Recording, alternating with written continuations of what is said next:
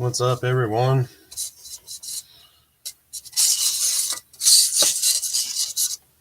You're tuning in. I'm gonna work on some diorama, some dungeon diorama tonight. See what we can get done. And this is a diorama that I was working on during a live stream. One of my buddies.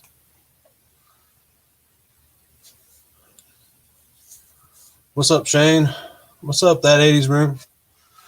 How you guys doing? Cobra Uprising, what up? We're gonna work on some diorama stuff tonight. Late. It's gonna be late. I know it's late. If it's too late for you guys, just dip on out. Stay with me as late as you want. It's up to you. What up, War Chest Full of Toys? How y'all doing?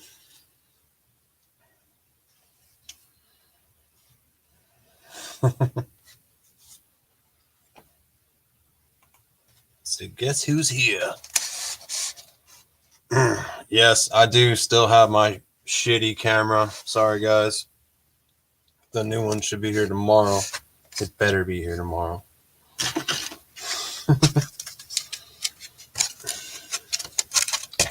I will be upset. Need better equipment. What's up, KRB6? What's up, dog?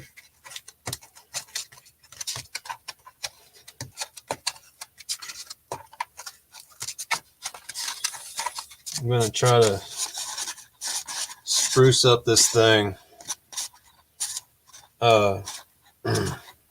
Made this really quick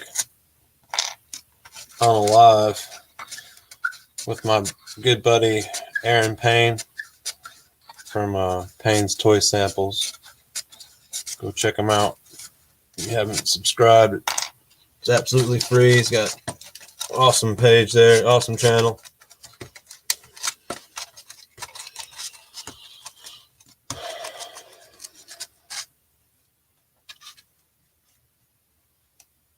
Oh man, there's nothing worse than blowing the diorama budget. I do it all the time. All the time. Sucks.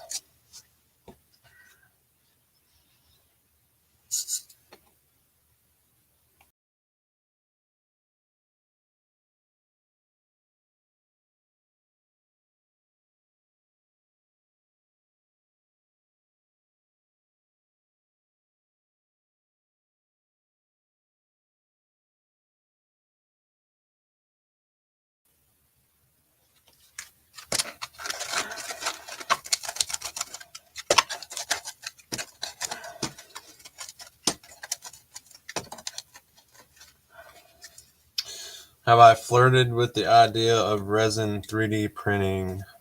No, I would like to. My problem is I'm not really good on computers and stuff, to be honest. It's not my forte.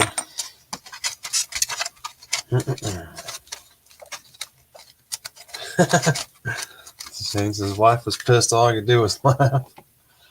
Right? That's normally what happens at my house too, man.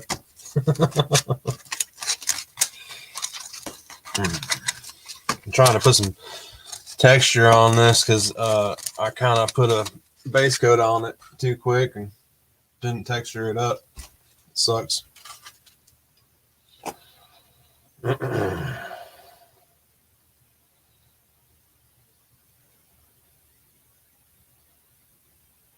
Yeah, KRB. What printer do you use, man?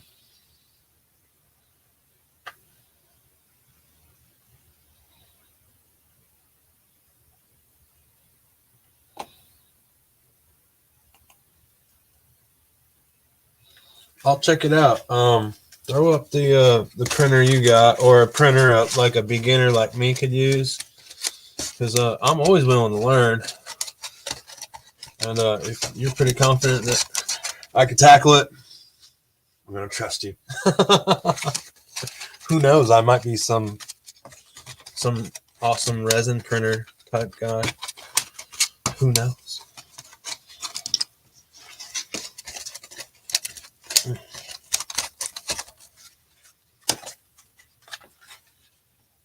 Oh, you haven't gotten one yet? What up, Woody 222? Good to see you, buddy. Hey, Ron, that's right. All day long.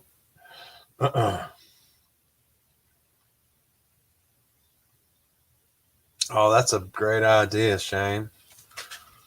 That's cool, man. I could grab some stuff like that right off the job site. I was pouring concrete all week last week.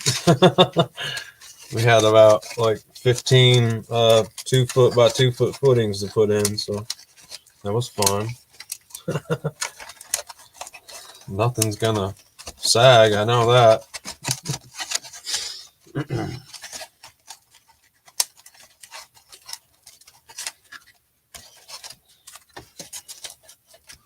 I'm about to dress this thing up a little bit. I'm about to explain here in a minute.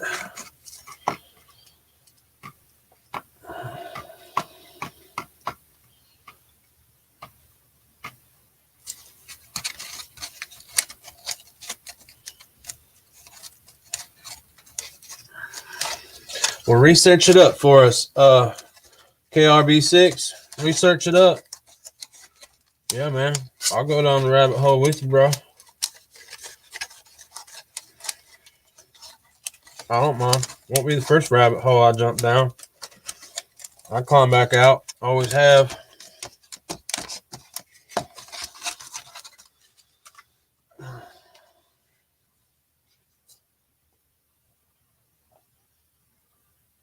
Oh, yeah. Hang on, put this up here. Sorry, guys. My daughter wants me to take an igloo for the G.I. Joe classified snow scene. I'm trying to figure out how I'm going to tackle that out of foam.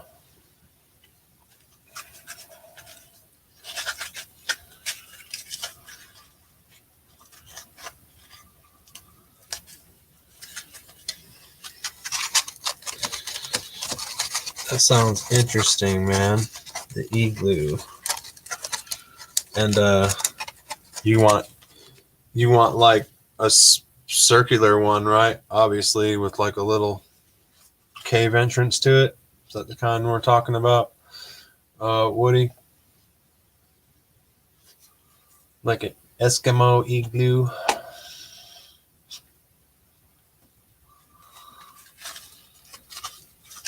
Yeah, I would break it out, Woody, into blocks out of stuff like this. Obviously, we work with this all the time. Yeah, like a sphere. But when you cut these blocks and these pieces, know which side is going to be your facing. Like pick one side, like the front or something. And when you shape these blocks out, you're just going to have to strategically make them some sort of a wedge shape, not something drastic, because then you'll wedge too much, but it's far enough to make the dome structure. And then I would go from there. I would get my initial dome structure of wedged pieces and then fill in from there, maybe. That's going to be a tough one, an igloo, man. I would love to do that. I've never even thought about making an igloo. That is awesome. Holy smokes. That's like a diorama challenge, man.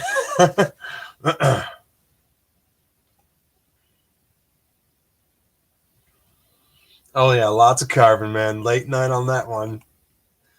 Yep. I think that would be worth the hard work, buddy. Especially since I don't recall seeing it in snow dioramas. But it'd be dope. Yeah, that'd be fire. Have a little campfire by it, Maybe maybe they're doing some ice fishing, man. Oh shit. Something. Just in the background, I mean.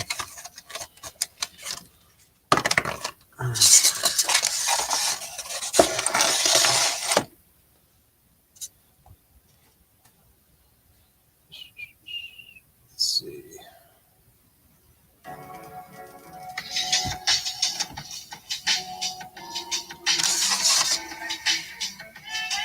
Let me know if the sound's okay, guys. I didn't check it or anything. Am I coming through? Did that radio that I just turned on fuck everything up or what?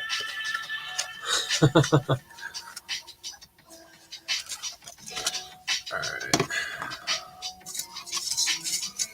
Yes, I do have all the classified line. I have it in box, I have it out box, I have it in bags and boxes and totes that I take out to the woods. All kinds of, I have troop builds that I've been working on for years, army builds. You name it, I do it. I love playing with my classified collection, and I use every bit of it.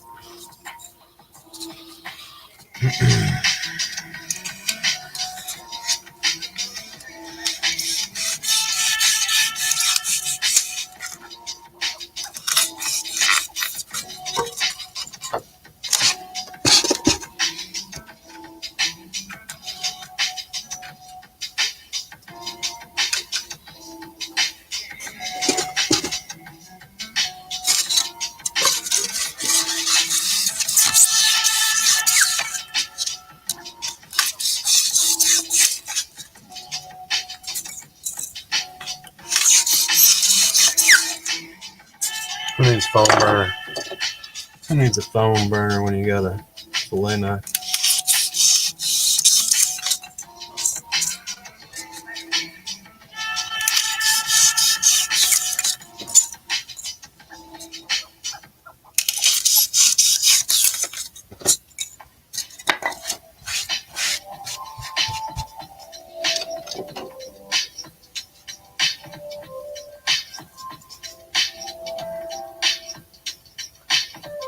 Oh, you just ordered a foam cutter, man?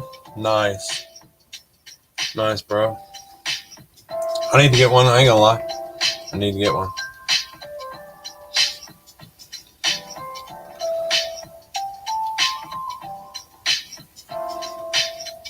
Oh, man, that's a... Hey, Shelf Presence. It's nice seeing you in here. Hey, that's a great idea. I assume we're talking about the igloo. Maybe use a foam ball and carve it out of that. Hobby Lobby has the different sizes to choose from. I picked up a bunch of stuff up for a dow. I'm starting tomorrow. I love Hobby Lobby, man. It's my favorite place, bro. Nice to see you, Shelf Presence. What's up?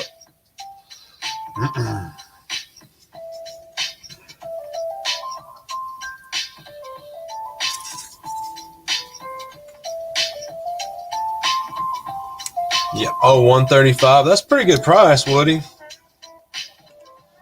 Yeah, because them bitches, man, bro, them bitches are like, whew, $200, man. Like the ones I was like, hang on, my knife's working kind of good today. I was like, holy shit, do I need that? I do need it. As much building, and I know y'all building your asses off too, man. I know. It just saves time, makes things straight. When I get into some more dynamic shit here, I have to have it. So that's for sure.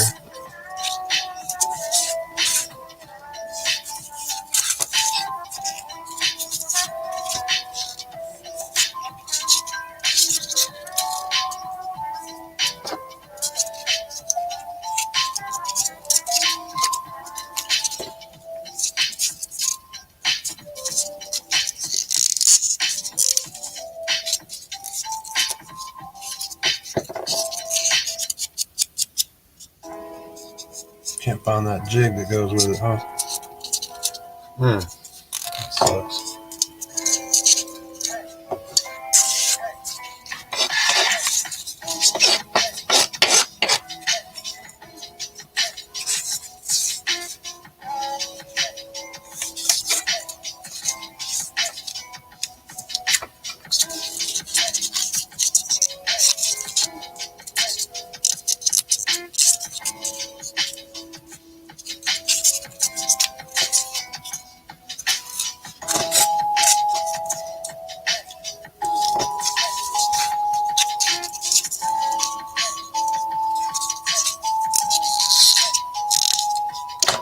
Yeah, I hate doing that.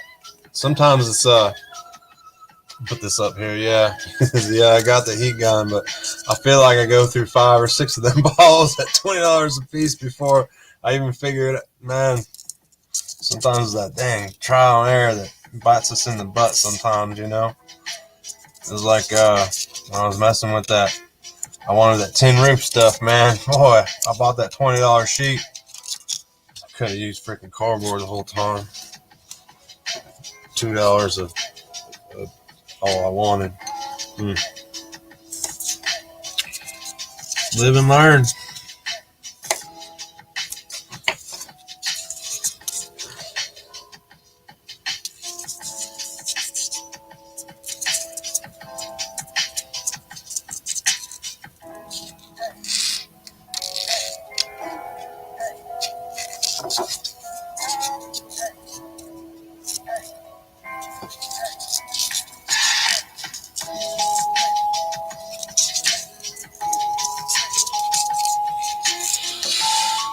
Alright.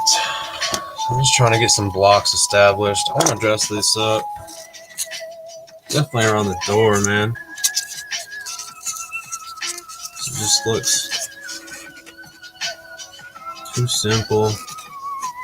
Gotta make sure it opens good still so I can get pictures with people standing in front of it and whatnot. Kick up the old heat gun real quick.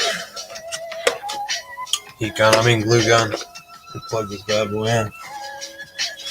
I should have plugged it in before I started.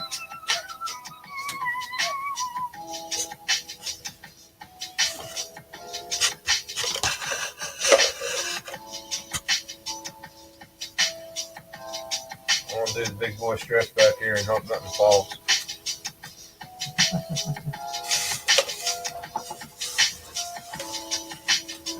Please nothing fall.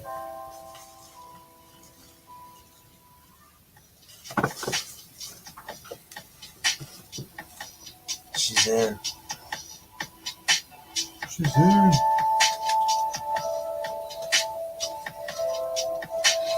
Mission accomplished. Hey, what's up, Robert? How you doing, buddy? Good to see you, man.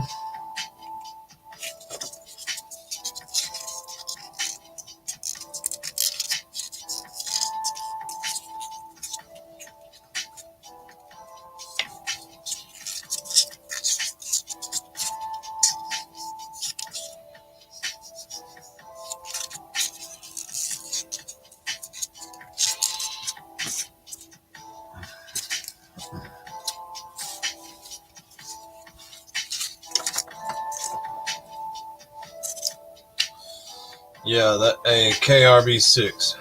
Glad he brought that up.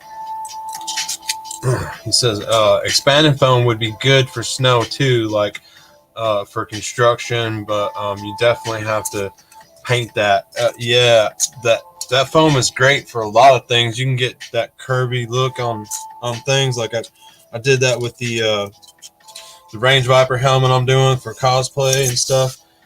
I got all that brain matter. I used that foam and I just sprayed it along some boards and then peeled it up, and I got the right consistency with the flow. But it's multi-purpose. I can see definitely using it for the snow construction or mountain, or yeah, that spray foam is great, you guys, and it's cheap. You get a lot of it, so you know I think a can's like, I don't know, maybe $5-6 if that. It's not too bad. Yeah, it's a great tool. Hey, what's up, Allison? How you doing, girl? Ready for tomorrow's show? I think it's 2 o'clock my time. I'm pretty sure.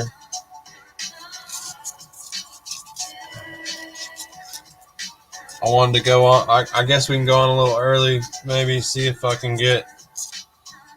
Hopefully my better camera will be in because it's supposed to come tomorrow, supposedly. They've been telling me all week, be here. So.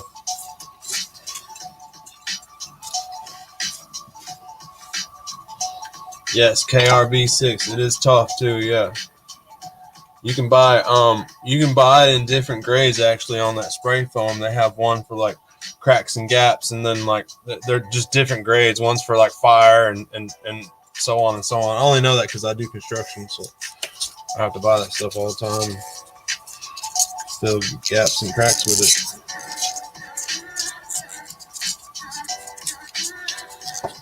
I'm just working on the shorts. I think it's 2 p.m. Yeah, it's 2 p.m. my time. I'm trying to learn make sure I'm getting all the time zones right for everyone. Yeah, I want to test it. I don't know if I can do a dual camera or, of course, I'd rather have the main focus camera, but just let me know. It's my first time, girl. Be gentle.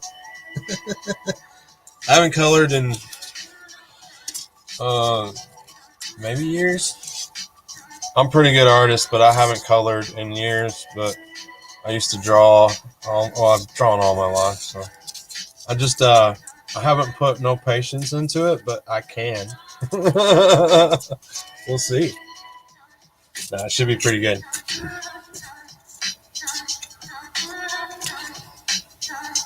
Fire blocking, yep. KRB6. Looks like me and you walk the same path. Yes, I've done many fire blocking. Fire blocking in hotels, fire blocking in housing. So you know that you can't even use that spray foam. And a lot of times you gotta use that red nasty stuff, man. I forget the name of it. And that's real fire blocking, and they want you to use solid wood and fill serious holes in sometimes, ventilation shafts or whatever. Yeah, I've done a lot of that commercial end fire blocking, trying to get the inspection to pass. Sorry if I'm missing you guys in the chat. Hey, war chest full of toys, man. You dropped your first short today. Yeah, that's nice. To show the Beast Man that came. I picked up a freaking Beast Man today. And we're gonna turn this into a damn toy show. That's what I got. I found this Beast Man today for freaking $5.99, yo, at my local Rizos. Well, it wasn't too local. It was next town over. I got in trouble because I went toy hunting, but I was a good boy, and I only spent. Damn, that camera sucks. I only spent $5.99. Man, I'm gonna do a video of me like doing the freaking Dirty Bird, like Family Guy, to this camera right up here. I'm just gonna smash it with a baseball bat, and we'll do it in slow mo. I'm gonna make it look good. I definitely want to get my monies out of that camera. Yeah, I'm Dirty Bird that camera.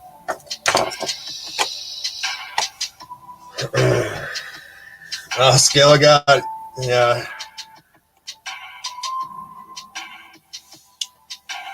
Yeah, man. Dude, that Scale of God is in every Ross, and he is stuck on the shelves. I bought a few for like giveaways for the channel. I bought like 4, and then I seen Scale of God like popping up and I was like, oh my Lord! I was like, every little orphan and sad little child and every household is going to own a Scale of God before this year is over, man. So I bought a few, like I said. And I was like, oh, this figure's not moving, man. But he is everywhere at Scale of God's everywhere. And the sad part is, like, I highly enjoy that figure. I think he's freaking deuces, man. I mean, he's awesome. I love the way that figure looks. He's right over there on my other shelf. Play with him all the time. And you can put a freaking UV light on his ass, and he almost looks like he's glowing. Go check out my video. There was no light inside him. It was just the glow he had from that UV light I had sitting in the back.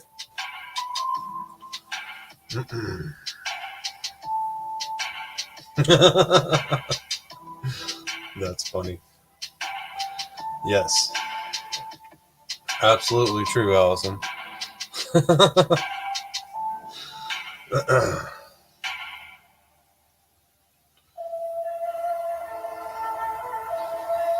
Woody Triple Two. Man, I'm in the same boat. I need a lot of them Masterverse because I just wasn't into it when it first came out. Now I want everything. I'm catching up. I'm 6 figures in, and I just started like, I don't know, a month ago, something like that. Maybe a little over a month.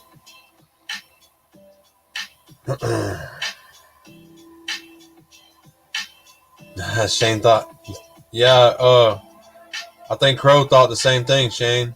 Like, oh, you lit him up. I didn't, man. I swear I just had my damn, right there in the back of my dial where that door is, I just had a black light facing up, and that was it. I might have had a blue light over it, but it was enough. If you get that purplish black light blue effect going, man, you'd be surprised what you can light up. Huh?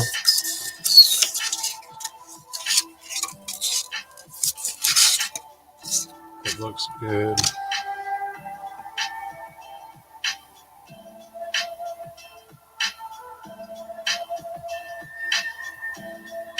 Hit me up, War Chest.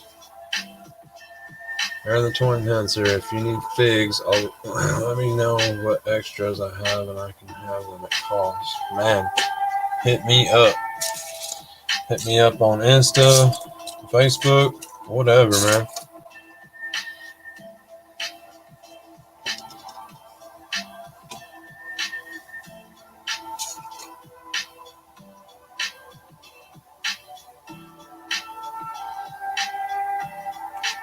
That's cool.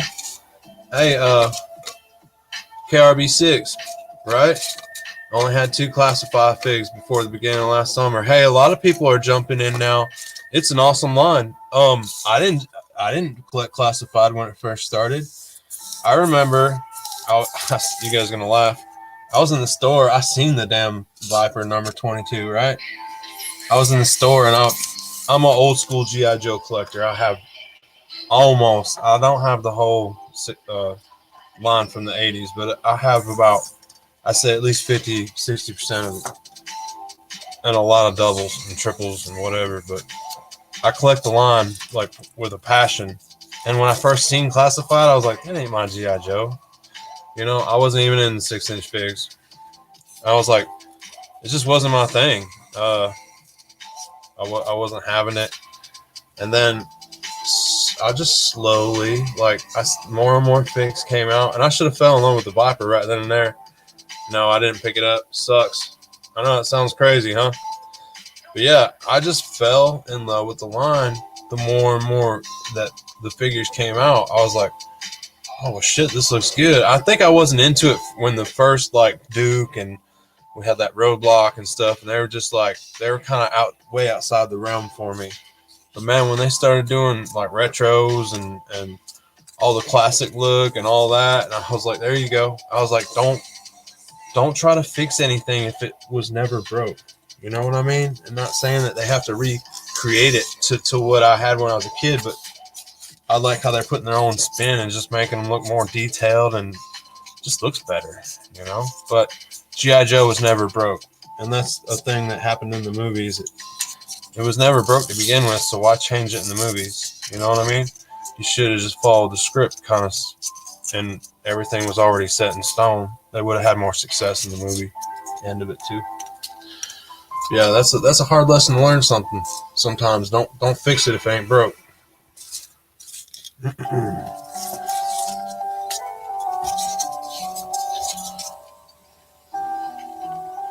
You guys are rolling in the chat. I'm glad to see y'all freaking talking and having a good time in the chat. That's awesome.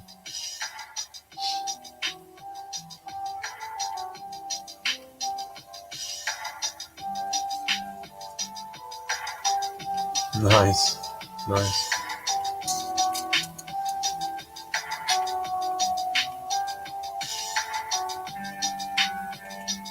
So Woody.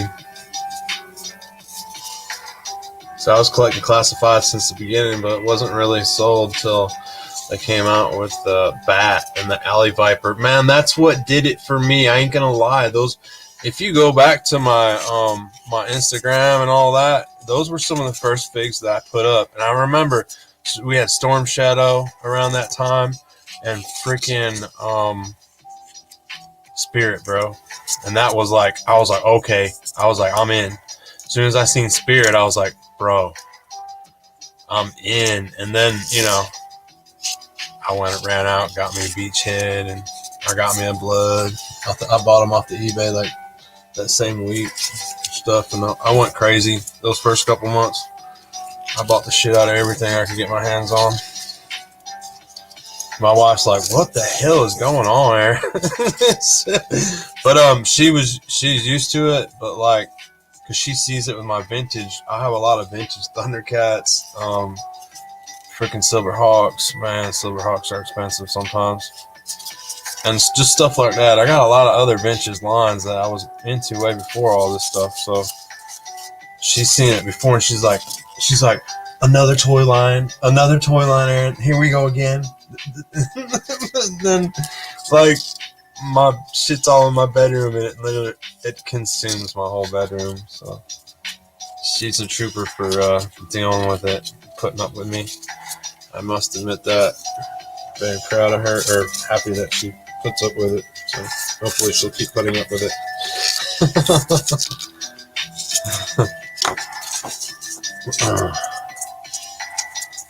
Yeah, Shane, that sucks, man. You saw Blood, but you was broke as fuck. Oh, I know, and Blood's so hard to get now at a decent price, man. It's like they want a freaking arm and leg for his ass. It's like, oh man, crazy. Thundercats, ho! Absolutely. All day long. I remember when Thundercats first came out, I was on the playground. I was at a new school because we just moved. And it was snowing. This is in upstate New York. It was snowing. And then I was like, yo, Joe, you know, I was into something else. I was probably hanging on G.I. Joe. But I came to this new school, and this one kid ran up to the top of the freaking playground little thingy, and he hollered that, Thundercats, ho! And I was like, what in the world is this kid doing? What did he just say? And, you know, it just, I never heard about Thundercats or anything. And I remember that first day I went to school, and that kid hollered it. And then soon he had like 4 other kids like fucking hauling ass right behind him, like taking his lead, and they're playing, dude. And they were having a really good time on the playground. I don't know if you guys did this shit when you were a kid, but that's what we did. They let us outside in the freaking snow, and we did shit like that. That was the first time I heard. I was like, Thundercats, ho! I was like, what the hell is this? Next couple of days, I'm home. I'm beaming through this damn TV because that was the only way to get some information without looking like a dork in school, right? So I'm beaming through the TV and shit, and there it is, man. The freaking Thundercats cartoon. I found it, and I watched it. That's all she wrote from there. That's why Super 7 has all my damn money with all these not so articulated figures I have right now, but I had to do it because I don't know if the line's going to get made again. So, yeah. Super 7, I bought a shit ton of Thundercats. I still have a bunch to unbox and review.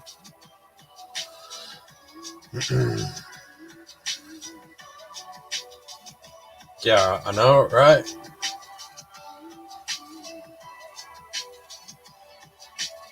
Hell yeah, recess in the snow. No, they don't even have school, and it snows out. Yep. Yeah, they didn't care if it snowed back then, man. You walked your ass to school in the snow then. So.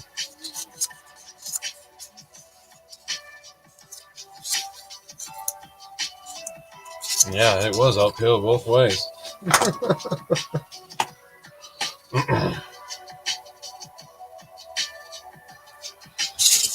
Alright, man. Let's see. Nice. Got my glue gun sitting.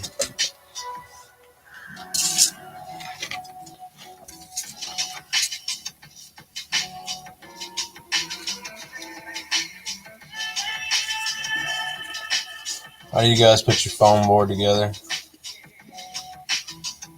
Shane, Woody 222. You guys use glue guns?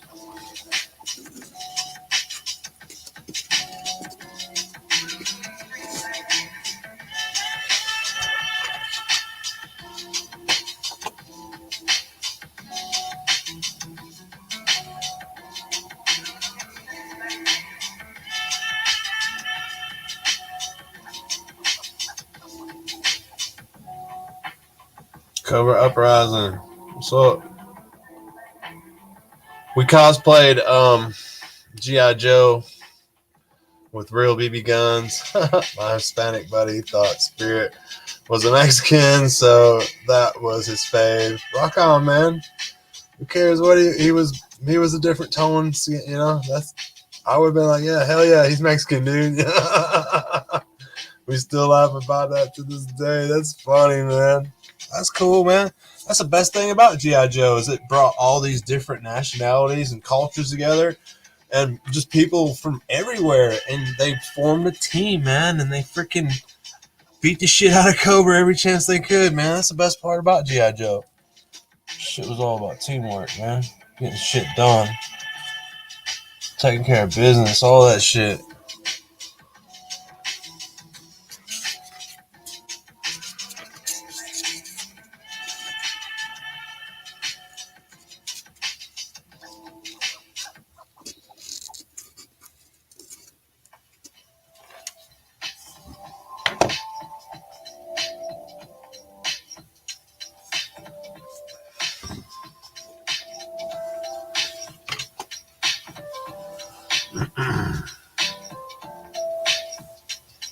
Yeah, I love Spirit, man.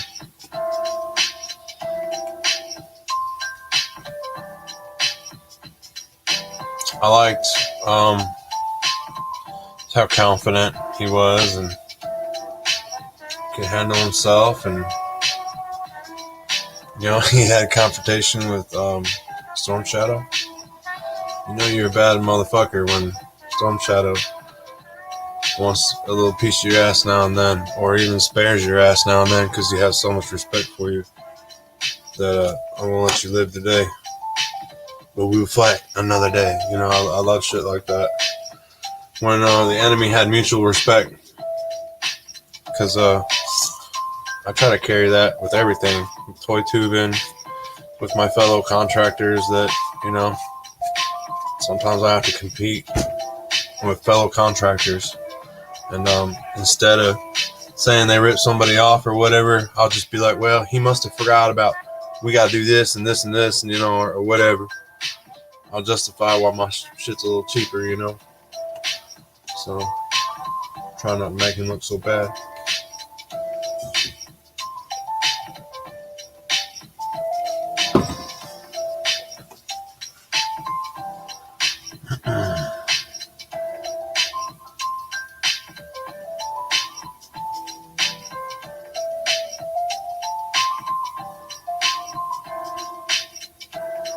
Yeah, man. Hey, war chest full of toys, and I'm sure you've seen my Spirit, right? He goes, sucks that they didn't give Spirit the breech cloth. I mean, that you're talking about the one that goes around his waist.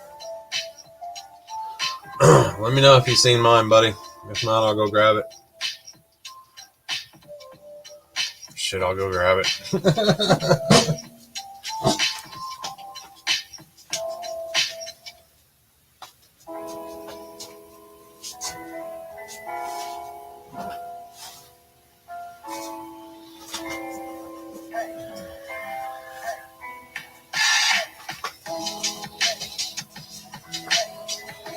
All right, I'll grab it. Here it is. You guys gotta let me go and dip off and get a cup of coffee in a minute, though. I'll just sneak out to the kitchen. Yeah, man. That's what we're talking about right here, yeah. Boston, man. A buddy of mine made this Facebook.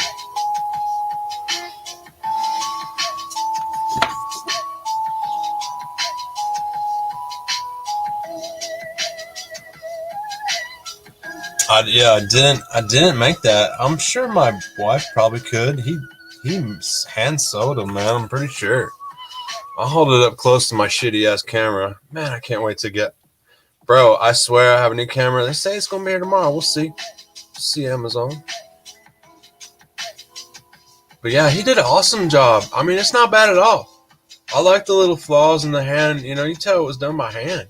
So, bro, I paid less than $10. He shipped it to me for less than $10. I was like, still, I think it was cheaper than that. I forget the guy's name. Damn. I forget who made that.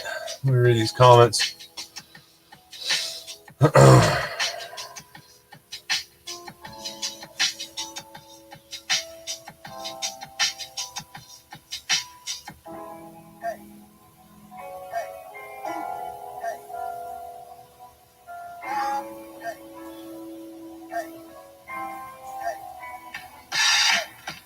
Ooh, yeah. Hey, War Chest Full of Toys says, I hope they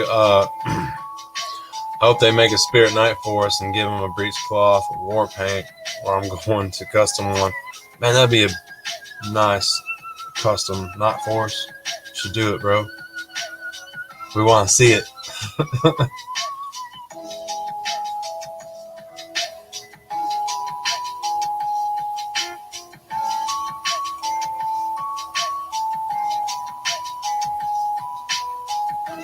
KRB6, funny that you're bringing that up. He says, what about custom CC head, hooded, but cloth? I'm kind of in the works of doing that. I got a custom head that I had 3D printed, and then that made me like start thinking about the potentials of cloth, and if I can get it modified the way I want. I've been dabbling a little bit with it, but yeah, you might see something for like that from this channel. I have no problem doing the CC hood. I know there's some issues with it or whatever, but it does not look like anything like a Ku Klux Klan hood, in my opinion. And that's a ridiculous statement for someone. I don't know who makes those statements, or for any reason to not make a toy. It's ridiculous.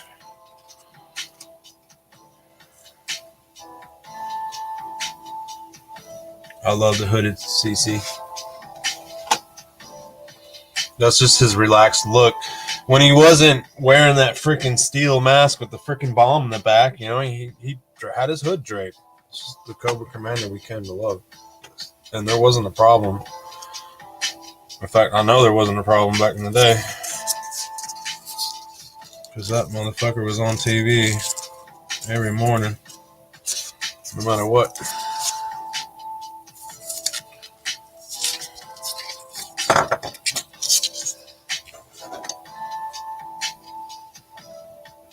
You have retarded movie director, right? Corporate cop out, yeah.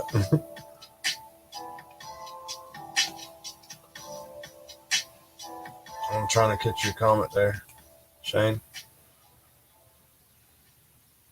That CC head Crow has is amazing. Yes. Yes. I like that.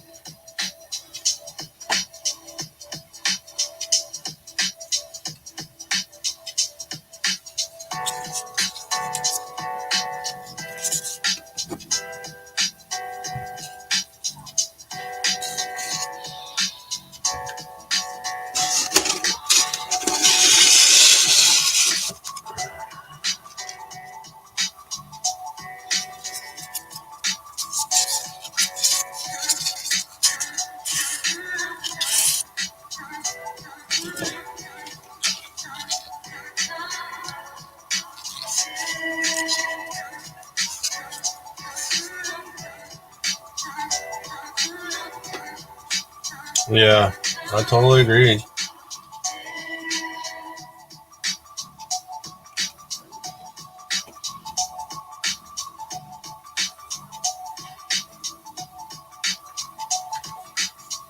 How the hell, every time I hear that statement, or anybody even say anything about that, How the hell does it look like a frickin' KKK hood? Please explain this warlock of a riddle to me. Look. It's ridiculous what some people will think. It's like, really?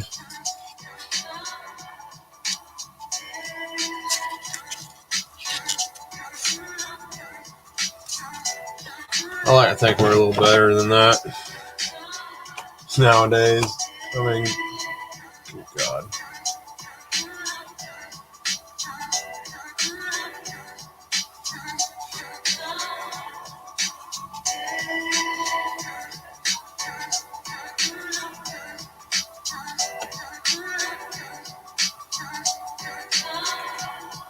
Amen, Woody 222. Freaking cartoon character. Give us our stupid hooded CC, Hasbro.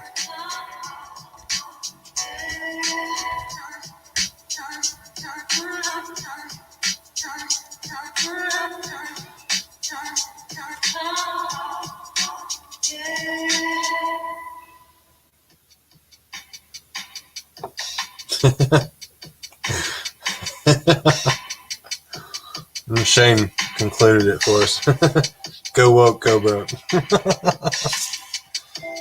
That's funny shit.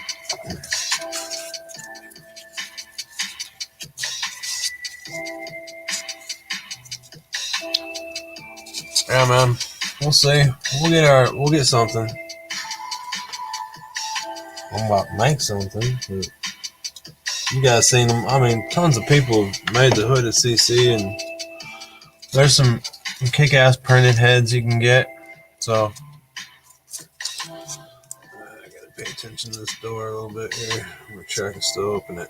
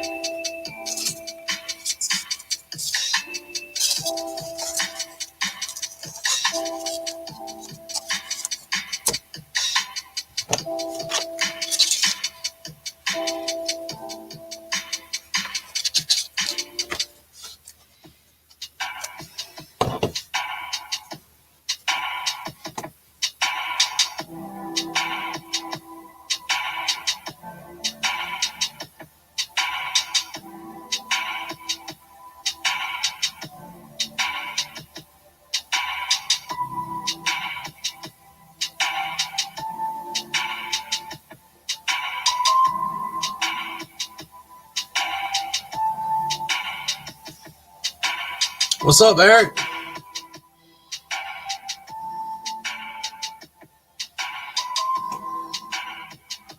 We're in here chit-chatting about the shitty ways of Hasbro right now. Justifying our hooded CC and how much we need them. The normal G.I. Joe conversation. And I'm trying to dress some shit up. Some G.I. Joe dungeon shit. See if we can get Scarlet chained to a wall by the end of tonight. I'm just rolling on as late as I'm gonna go, guys. I'm doing just live streams here and there. You're more than welcome to pop in and out, come and go as you please. No worries.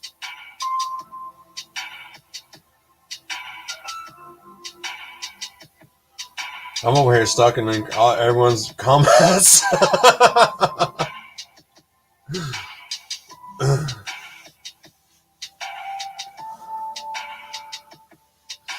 All right, War Chest. I see you. Thanks for popping in.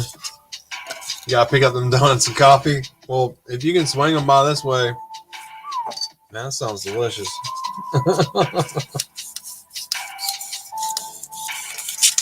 I definitely need a cup of coffee.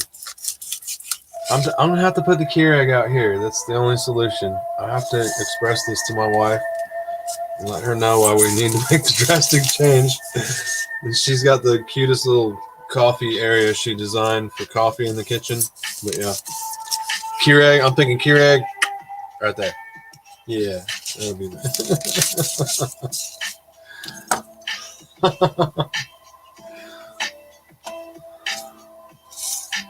Somebody traded me a damn Keurig for some Joe stuff.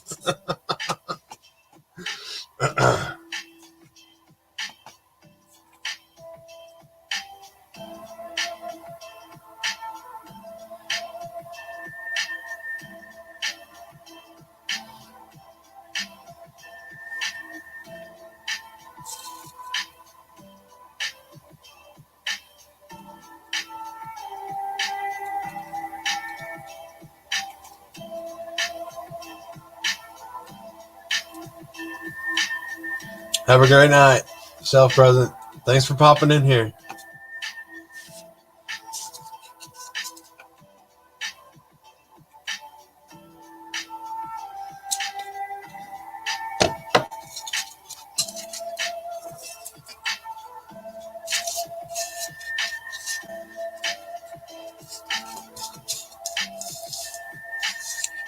I think they're coming out. Hey, KRB,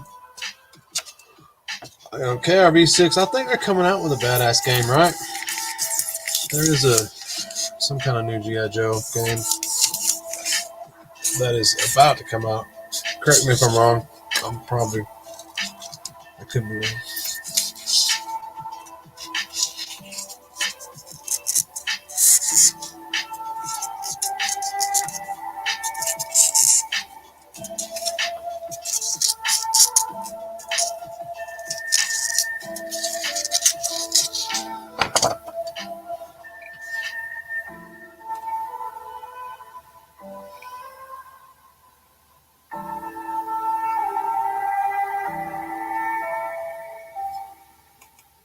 Eric, you're about to spray that mech, man? I missed that up there, buddy. Sorry. That's cool, man.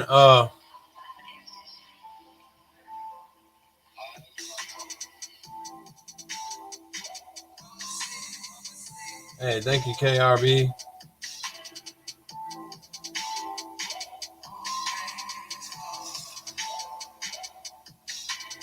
Trying to see how far I'm back in the chat. There we go. I think I'm at it.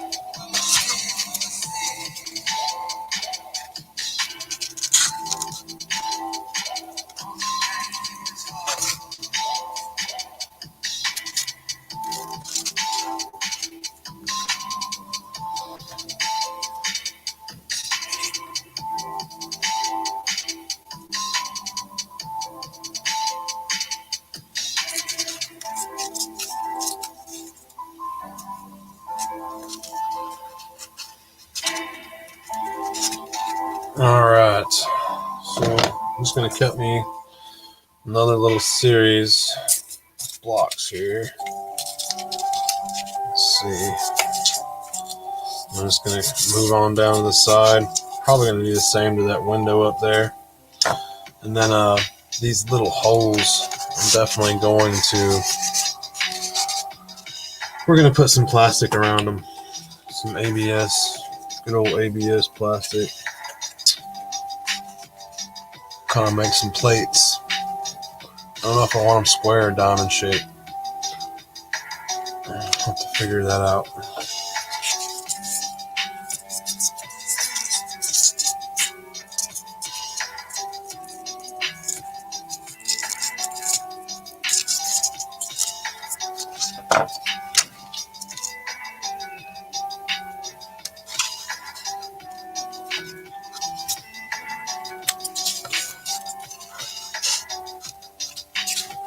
Let's see. Cut,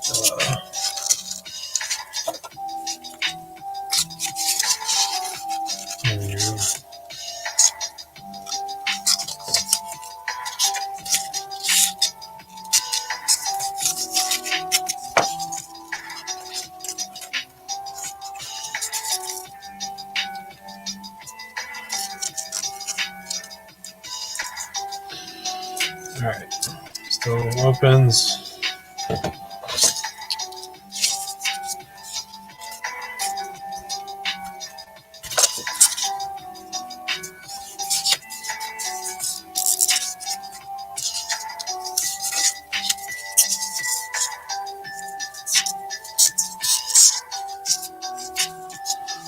Shane, you've been watching videos on how to make the windows, yeah? I would, if you're making wood windows, Shane, I would definitely get those cutters, man. Get those cutters if you're gonna do them on a balsa, or if you're gonna fab your own wood. If you want to just take a 1x and you have a table saw by chance, you can just rip down your own wood. I've done that too. Yeah. Bam. There they are, man. I've seen them all the time. Made many windows. Hang on, I think I got some windows hanging.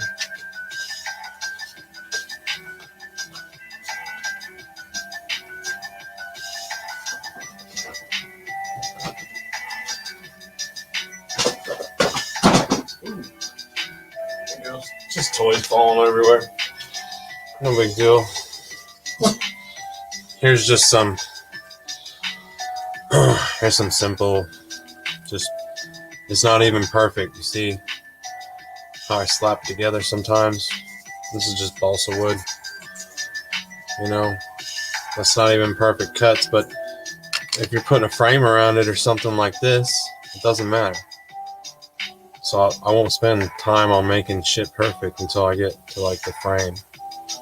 And see, that's just a series of these. Of course, this is just one window block, but this is a double window block with just some framing around it, right? And then, you know, I put a sill on it, and then a bottom like a wood window would, you know. Pop that shit together. Here's what the back looks like. And then when I go to put it in my foam insert, I cut out the size of this, and then I have this ledge to hide things, and I can push it right into my foam. It works great. I love wood windows. You can dress them up any style you want. Make it look fancy, make it look old.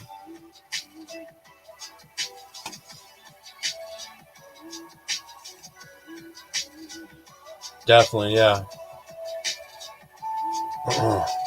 You guys see me working with them all the time. Those cutters are like a diorama's best friend, diorama builder's best friend.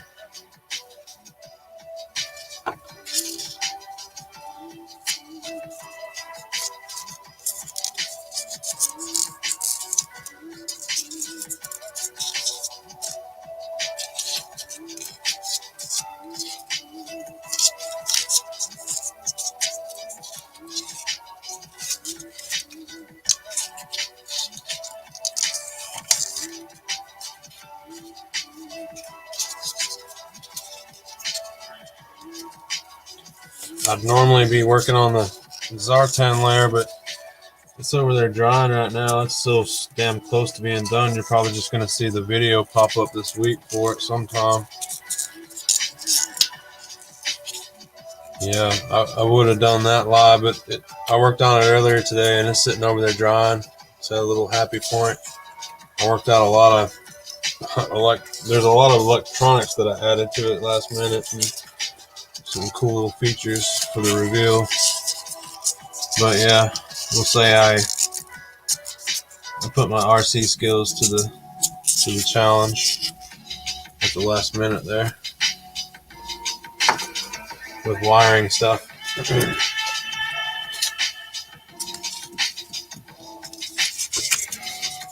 Got a little remote control system I had to figure out. So I never wired up remote control sensor shit. I had to kind of brush up on it a little bit.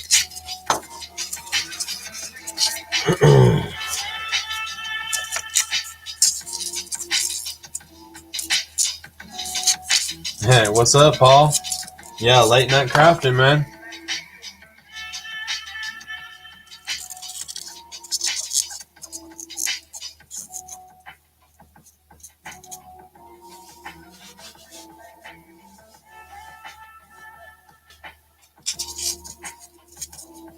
Yeah, Shane threw that up.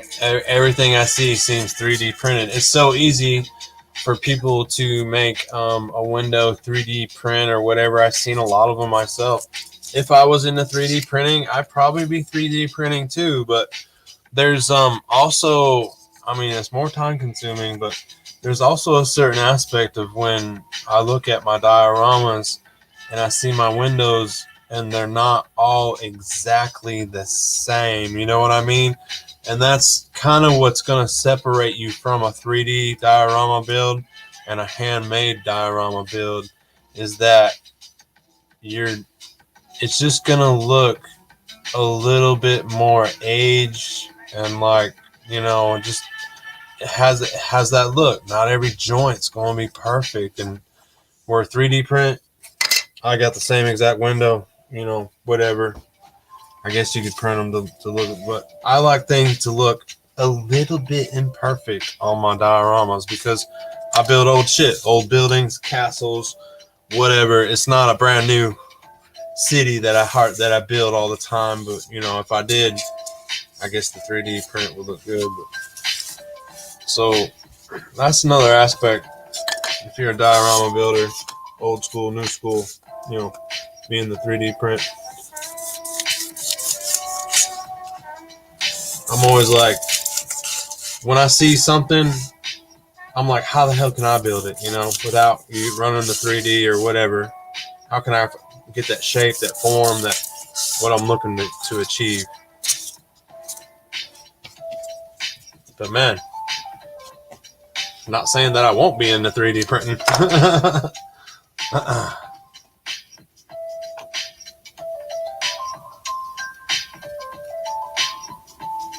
Woody Triple Two is nice.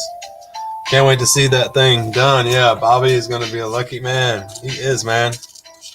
I'm stoked that he got it. And I'm really excited about, like, man, what's the next one going to be? You know, what are we going to do next on the channel? Who's going to be the next lucky winner of the diorama giveaway for this year? And what are we going to build? So that's a thing. Like, if you're watching me and, you know, you subscribe, go ahead and be thinking that out. Filter that process out, because I'm going to be asking you guys shortly for your diorama ideas.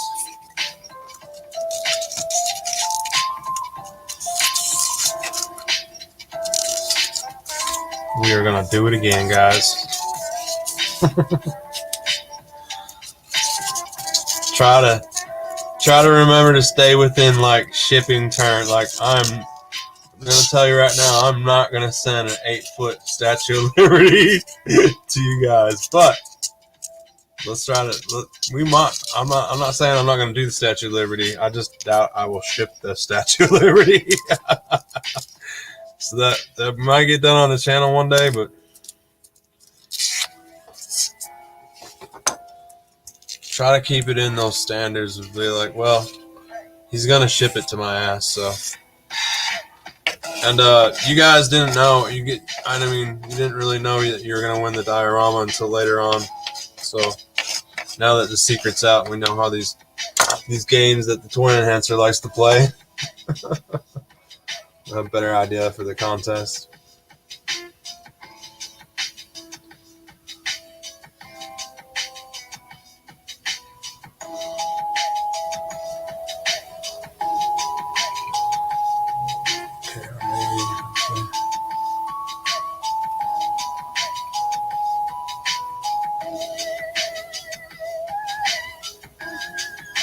KRB6 is what did you already done?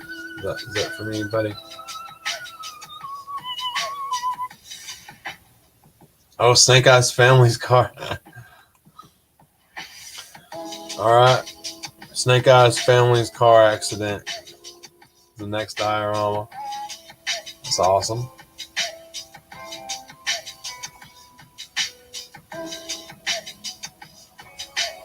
Shane says, "I'll drive up and pick it up." If you live close, man, and we might, that might be optional.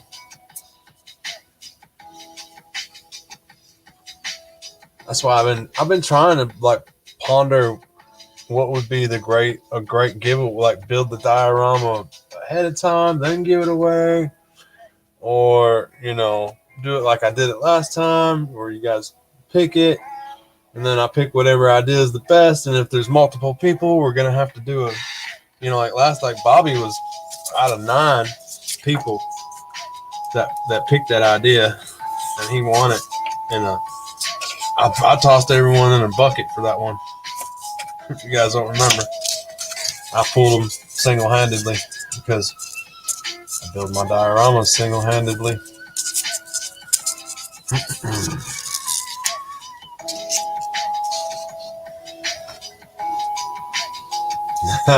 Destro's motherfucking workshop would be dope.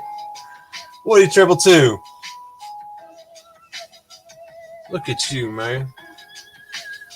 I'm looking for a pen right now.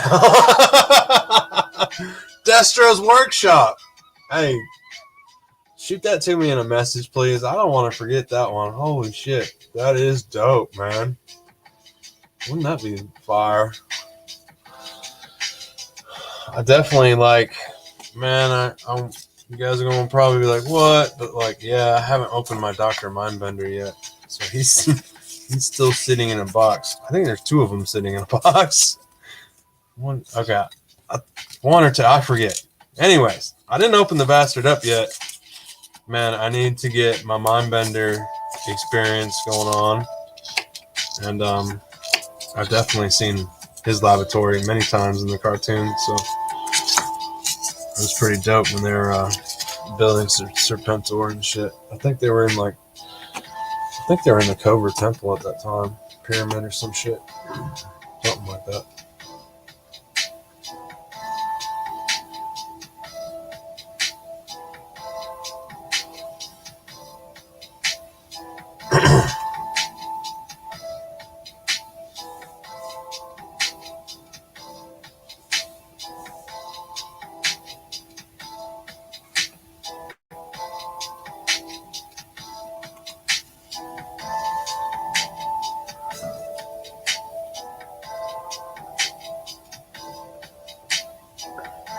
KRB says, I need to find someone that makes the snake spear that looks more Serpentor snake that almost kills Duke. Doesn't he come? I think Classified. Doesn't Classified come with that? If not, I know a 3D guy that could make it. For sure.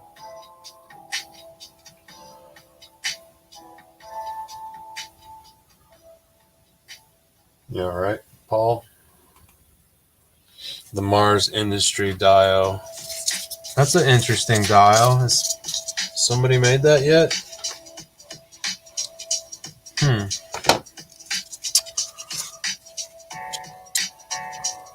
Sounds like it would be a fun one.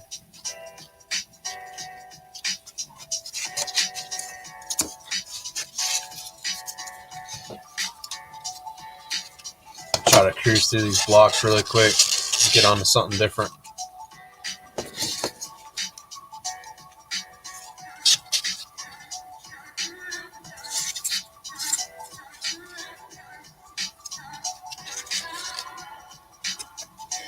I'm literally just gonna go until I drop.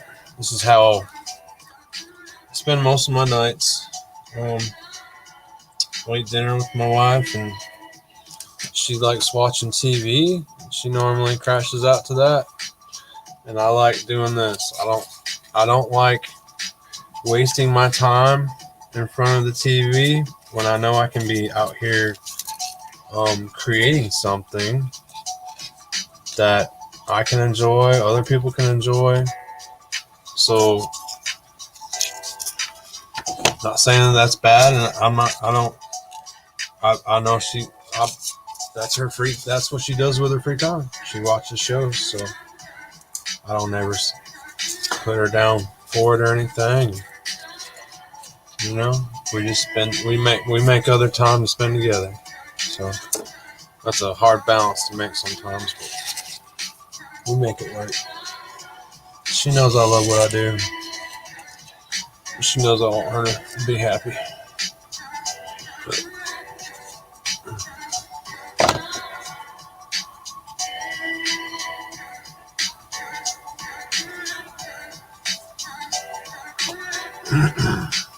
Shane, I haven't seen that one. That Blood Effect. Best Blood Effect paint is Games Workshop Blood for the Blood God. It's amazing. I haven't seen that. Have you guys dabbled with the old glue gun for blood effects? You know, like the red glue sticks you can buy. I seen someone do a lava fall on a Snake Mountain. It was on Facebook. It looked slamming. It looked really good, but it made me wonder the possibilities for blood effects with glue sticks. Right? Because I know I've looked them up. I know you can buy them. I haven't done it yet.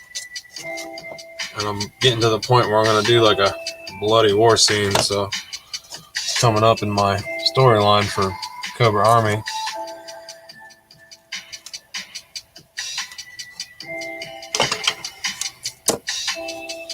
Alright. So that looks better. It's pink, but not for long. Alright, Spirit. Put this guy over here. Alright.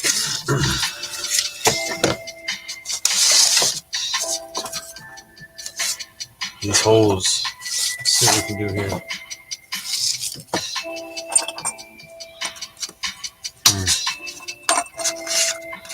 That just looks like shit. Let's make that look better.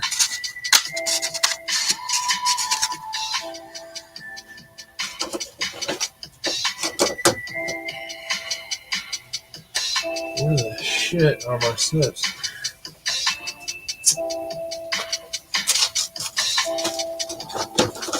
I'm so prepared. My lives are like so prepared.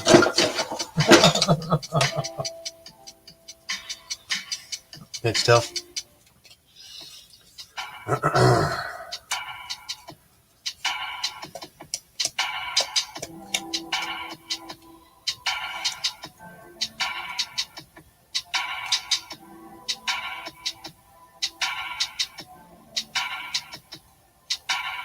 Okay. KRB says, Paul, it's not the same. Okay. So KRB, you're looking for a good one. I bet Loki Wartooth could print you out what you're looking for. Here's a 3D printer. Has been printing some stuff for me and Crow. Let's see.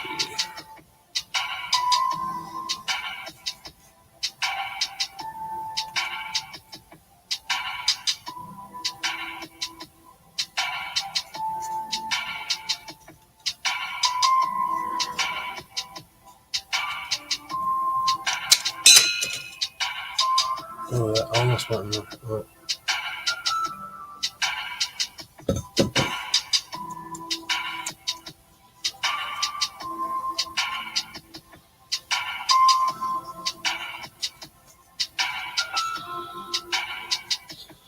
I'm just going to cut some squares.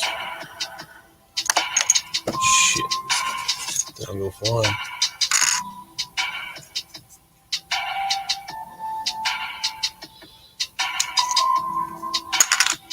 Nothing perfect. I'm just eyeballing that shit.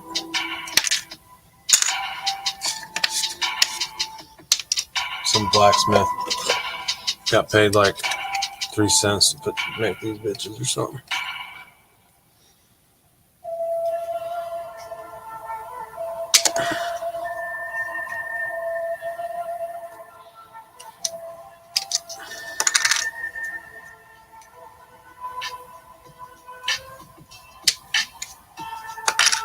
Alright, let's see.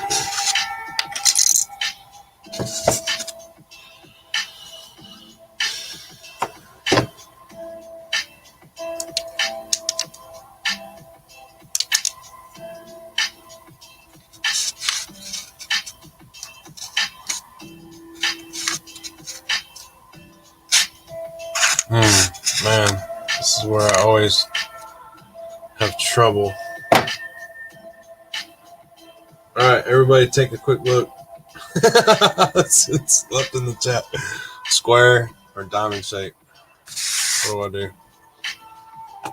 Square or diamond shape?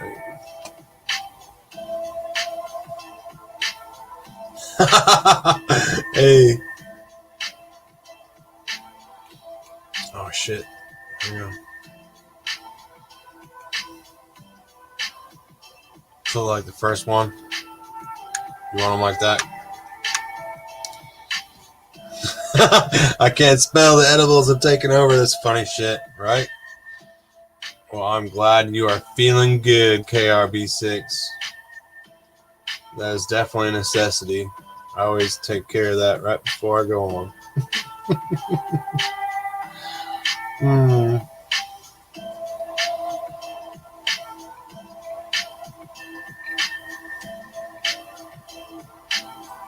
Put them like the first one. Okay. So you want square.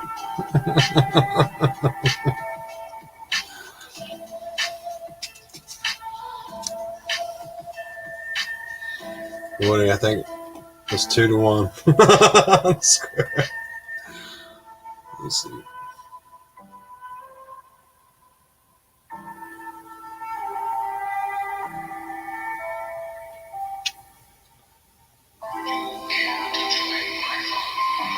Diamond looks more medieval.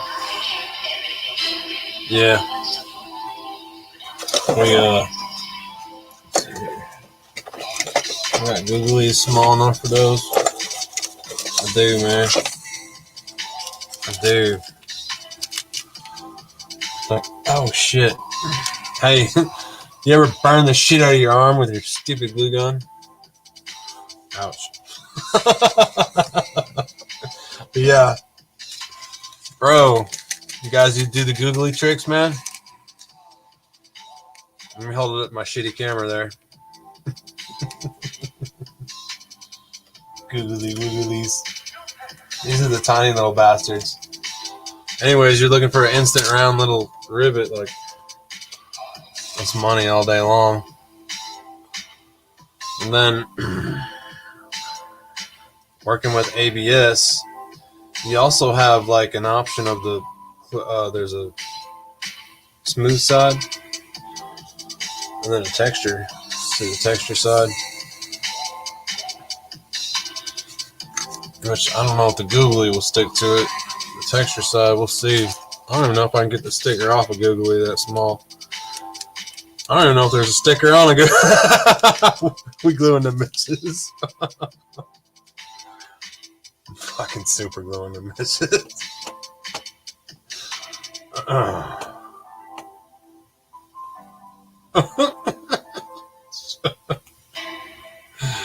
Woody 222, I know you got the edibles going now. We all got some edibles going. Whole world is square already.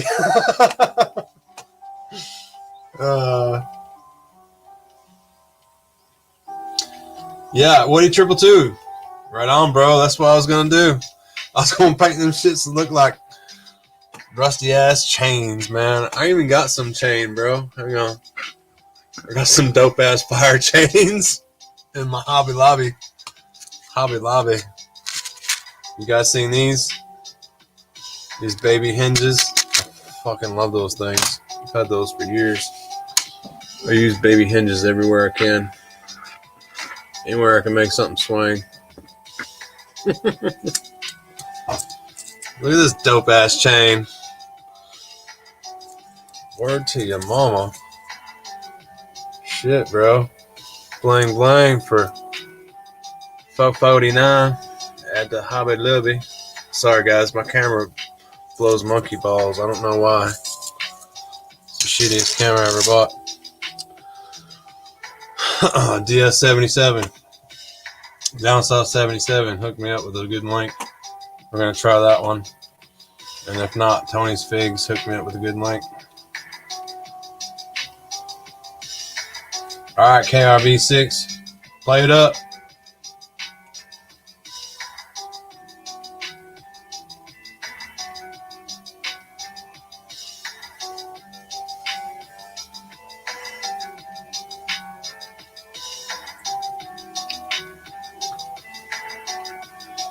Alright. Probably get to watch me put a drill bit. I'm going to put one of these drill bits through my finger real quick.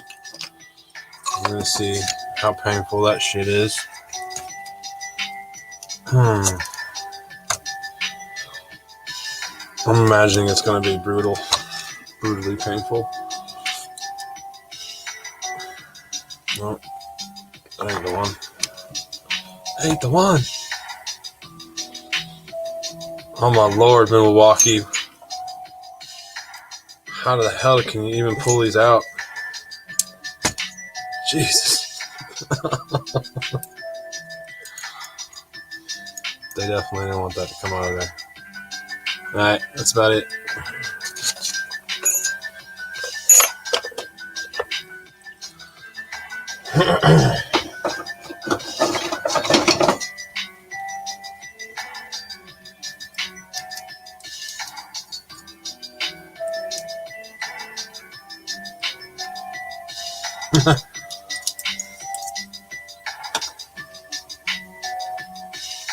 KRB wants me to bedazzled. Hard to get that one out. A figure there. Classified figure and making a wrapper chain out of it. Man, they had some nice chains there, I ain't gonna lie. Over there at Hobby Lobby, I was like, man, some of these are pretty dope. Pretty fire. So, but I went with that one. I couldn't find the chain link in the certain size, so I was like, oh, that chain will do. It looks really good. I was like, that'll work. I didn't want nothing like weak ass looking, because like I'm gonna have some people chained up in there, you know. Definitely Slaughter, dude. Slaughter's like the first on the hit list, bro. I'm gonna put Slaughter's ass up there on the damn dungeon wall, and I'm gonna have somebody smacking them around. Probably my Mickey Mouse Cobra Commander smacking his ass around a little bit, you know, because he's chained.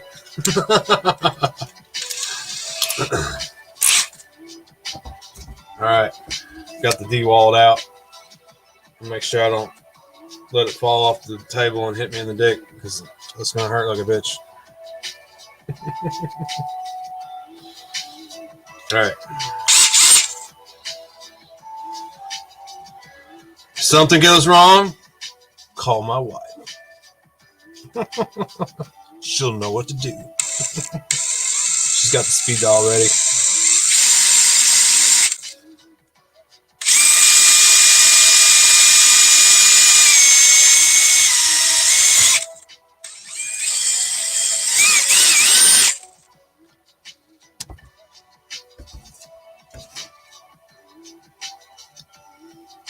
Serpentor kicking his nuts. Word.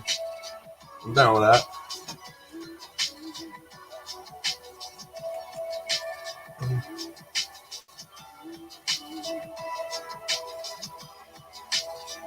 Yeah, I have Woody 222. I have D-wall and everything.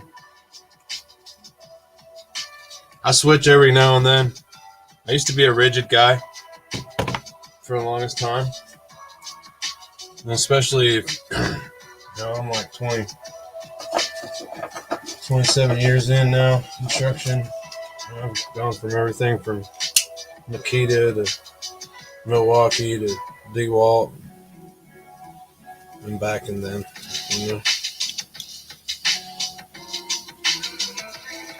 Just gotta switch it up. Switch it up every now and then.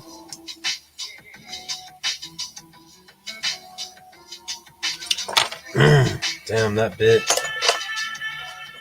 That bit wasn't even big enough.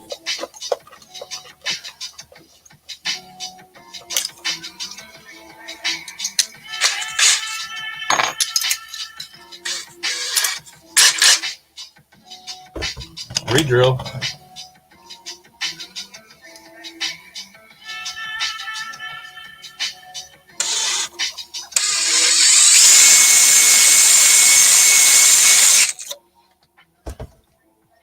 Have to do the old wobbly bobbly on it.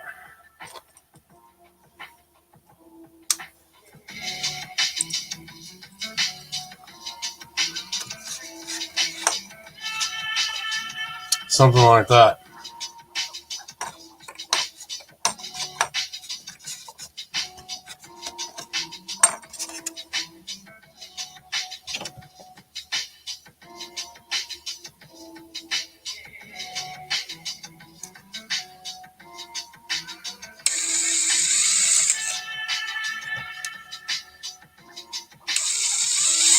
I should be using a punch, I know.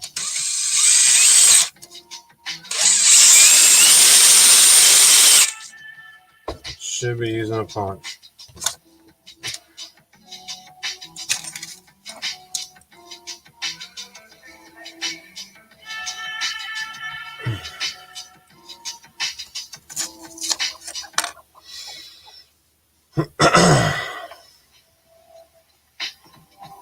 Dude, the fingernail would really suck, yeah. that would suck. I hate when I get chunks of wood stuck in my fingernail from working or whatever. Man.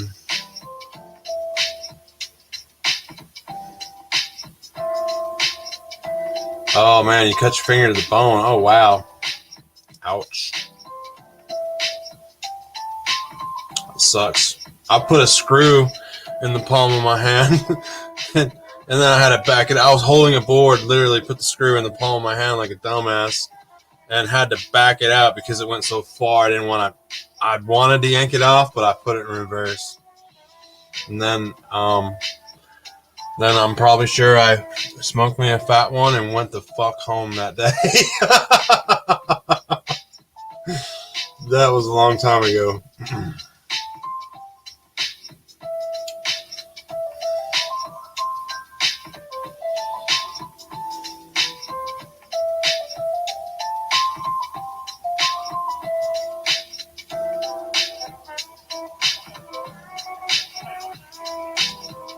This is interesting. Woody 222, I'm building an island in my toy room since all my outside walls are full of shelves. I'm wasting the whole center of the room. Absolutely, bro. You guys have seen it many times in my room. Man, build you a center island because I have my Terradrome sitting on an island that I built, and I made it like diorama with a bunch of rocks and lights that shine up on things. And that whole centerpiece of that island, I have like just all my inbox toys stocked in there. It's really toys that I give away and stuff. It's just packed in there, and it holds something like, I can hold 72 classified boxes in there. Something like 72 boxes total. It is sweet. So I have all my triples, giveaways, and just whatever boxes are packed in there right now. And it's handy as hell. I don't like the linkage on this. You guys see these pull pins?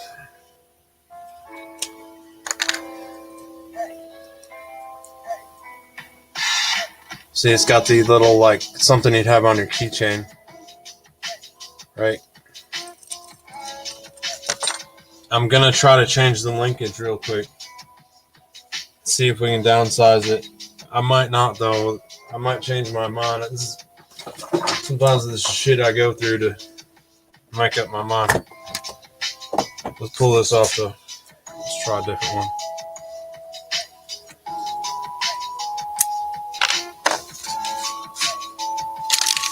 I got these little bastards.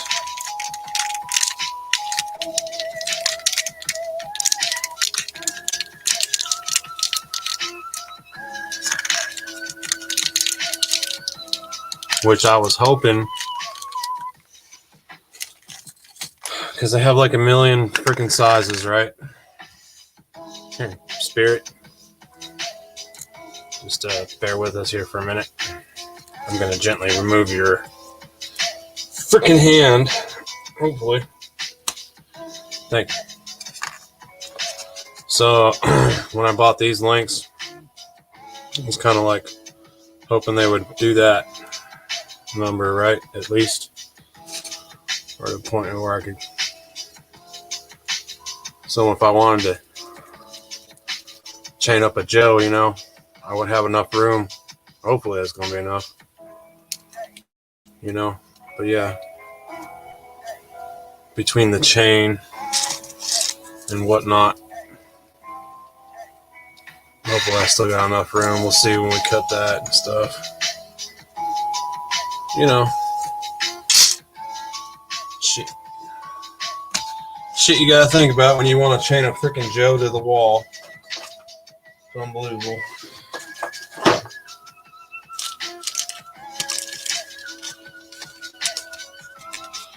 I picked up these little speed latches. I don't think we're gonna use them though. They're just too chintzy looking for what I'm doing. I don't know. Maybe a leg latch or something. We'll bust them open here in a minute and see. Sometimes I just buy shit, right? If it's a couple bucks, and I'll be like, oh, okay, well, I'll buy this because if I can't make it work, I'll make it work somewhere else, you know? That kind of deal.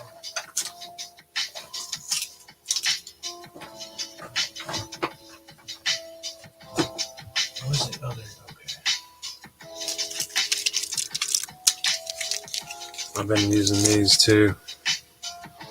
These are the links.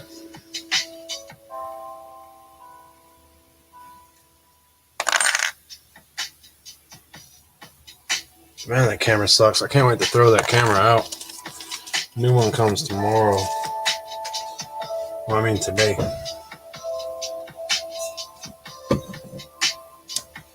Shh, 142.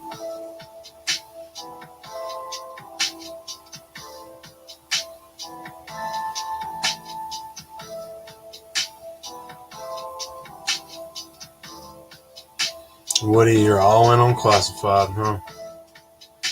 Me too, bro.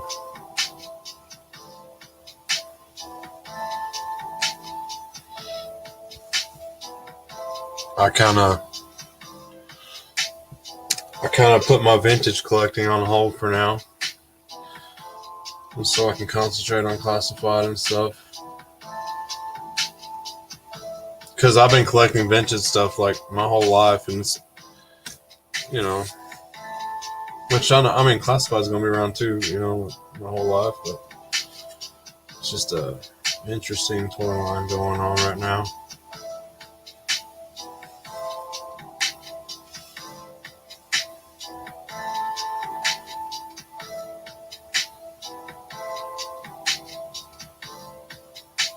That's badass, Shane. You throw that up there. Said my dad hung a ping pong table from the ceiling in our basement when I was a kid. It was my Joe base, beyond epic. Used the pool table for Cobra Island. It was heaven, man. That sounds like heaven. Sounds sweet.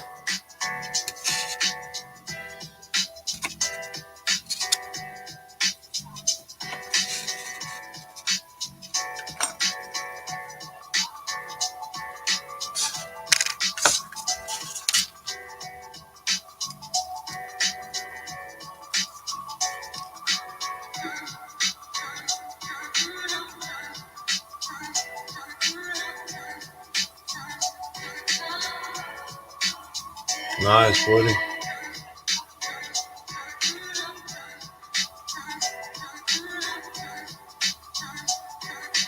Not as spoiled as Punk. That's funny. He said, I got a 5-tier shelf of ARA.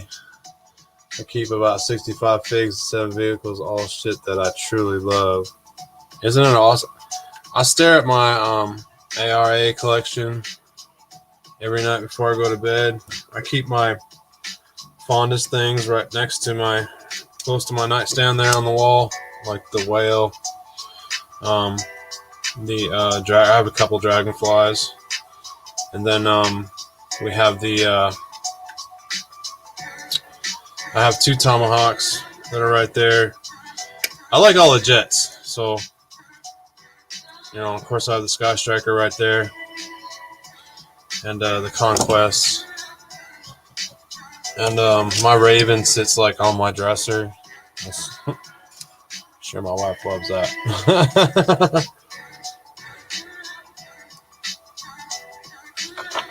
Yeah, I truly do. You know, that's probably one of my most valued collections. Is my AR-AH collection. Yeah, I think I like this a lot better. I'll have to separate it again, but to get the chain on.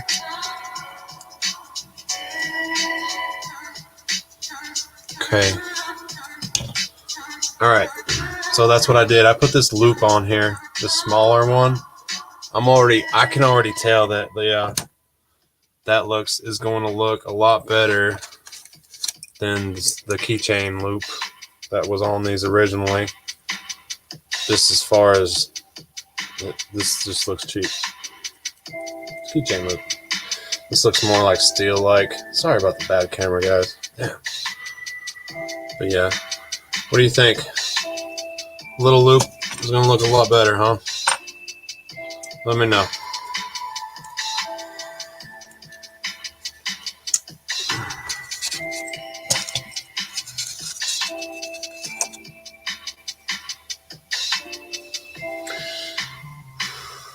Oh, don't tell me that KRB. Somebody's got a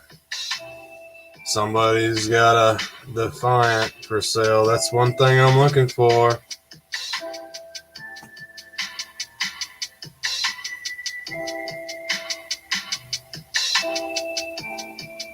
That's what I'm looking for.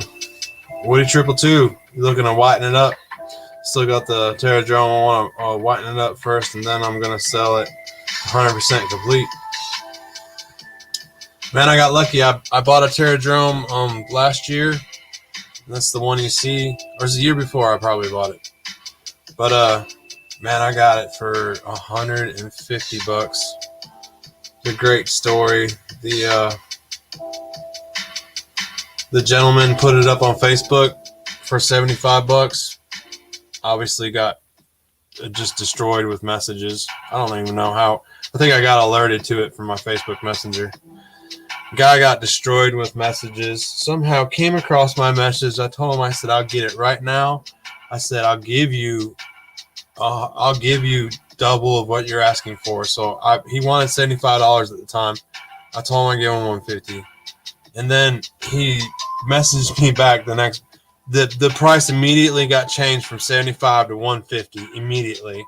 And then he messaged me back the next day. I guess he came to some terms with himself. And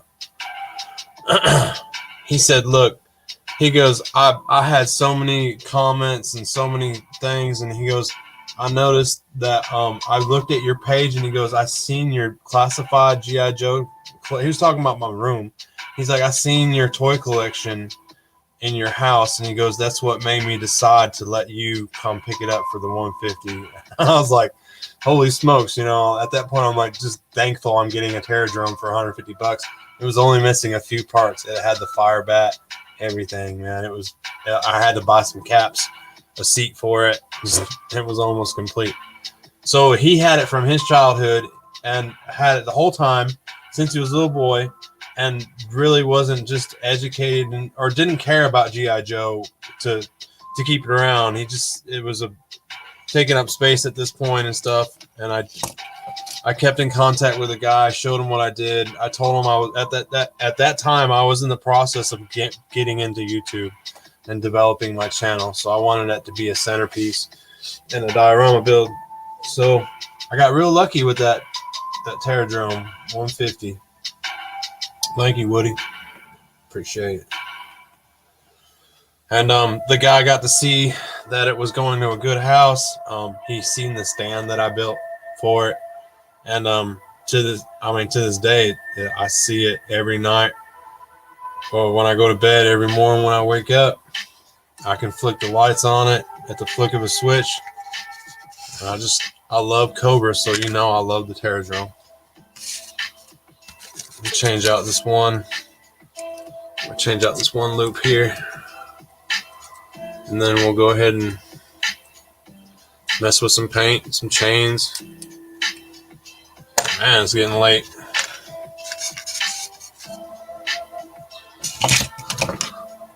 If you guys haven't heard, I am on with Allison Troy tomorrow, or it's today. It's going to be today at 2 p.m. Eastern.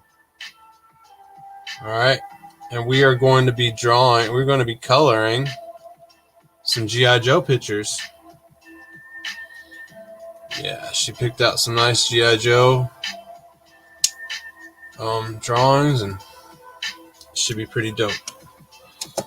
I haven't colored in so long, so I'm confident. I mean, I'm pretty good at coloring when I did do it. So it'll be a nice little blast to the past for me. And I wanted to come in fresh. I didn't want to warm up or anything. I know a lot of people will probably, oh, I'm gonna practice draw or whatever. Not me. I'm just gonna go in balls deep, so to speak, and color my ass off. So I hope she doesn't mind me shading. I'm a shader guy.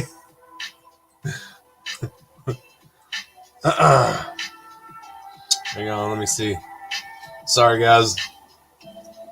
You guys are just rolling with the chat. I see things go on the side of me here.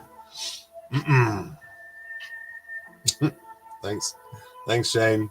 I got some stories for y'all. So I ramble on and I get lost in the chat.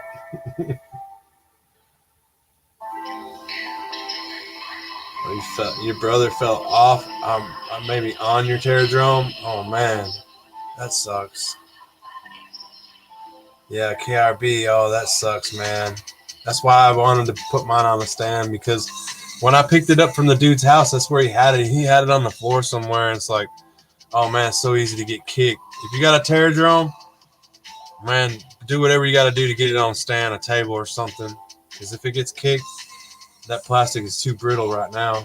You know, with it being 30 plus years, whatever it is. It's a real 40 years. Shit. It's almost damn 40 years. But yeah. Put it up. Put it up high. That sucks, man. Damn. Maybe you'll get lucky like me, KRB. You'll find one. Cheap.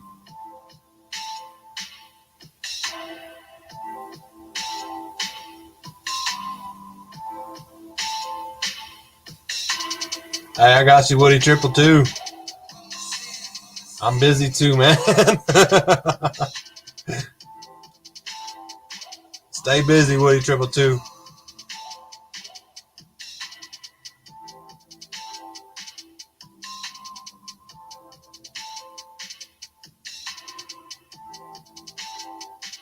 Oh man, 240 falling on that bad boy. That Terradrome got smoked, man, like Godzilla coming down, huh? I only know because I weigh 230, so well, 227 I weigh right now. I'm trying to lose weight.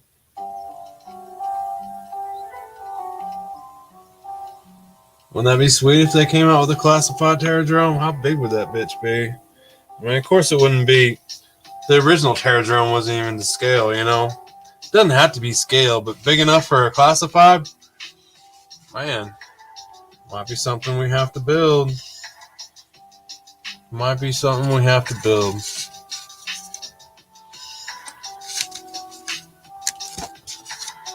I'm just going to glue these bitches in.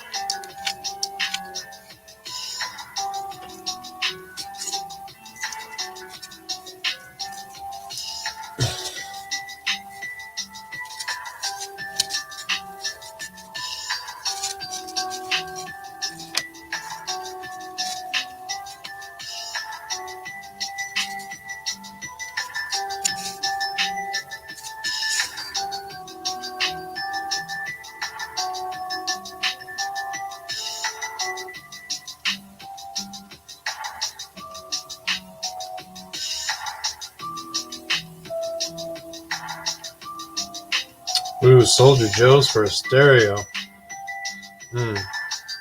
I've done crazy stuff. I've sold some crazy ass killer toys for. Man, I traded a whole He-Man collection for a damn tree stand. I'm sure you guys heard that story. I sold a damn Defiant that was.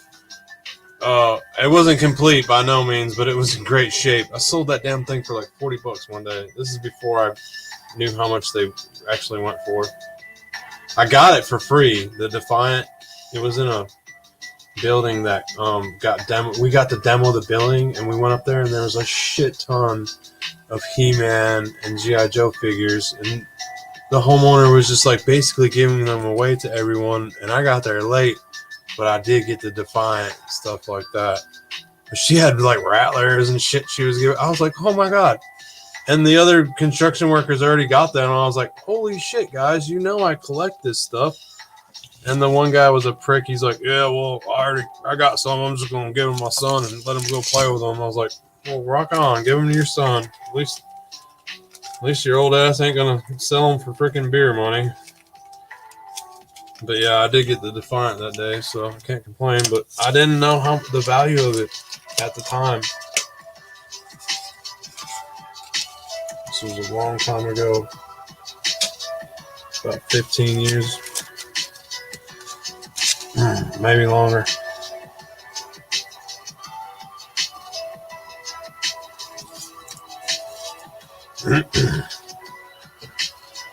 KRB, you want to do some trades? Bro, I got some doubles, man. I got some triples. What you want to trade on? I'm always up for a good trade. It's got to be good, though. Alright.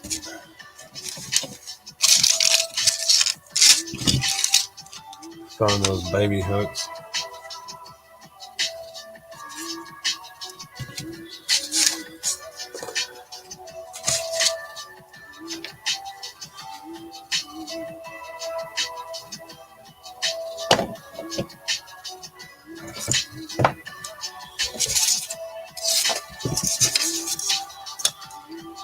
Oh, shit. I lost my eye bolt.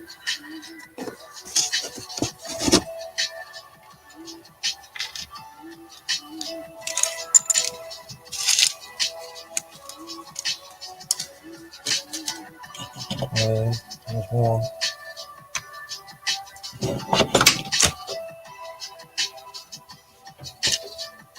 Oh, man.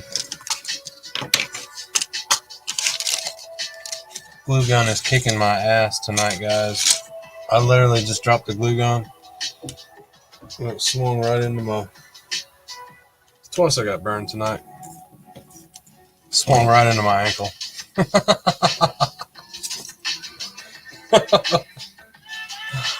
Holy shit.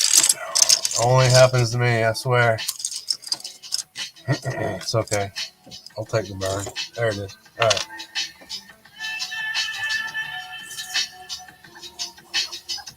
Thanks, KRB6. Appreciate it.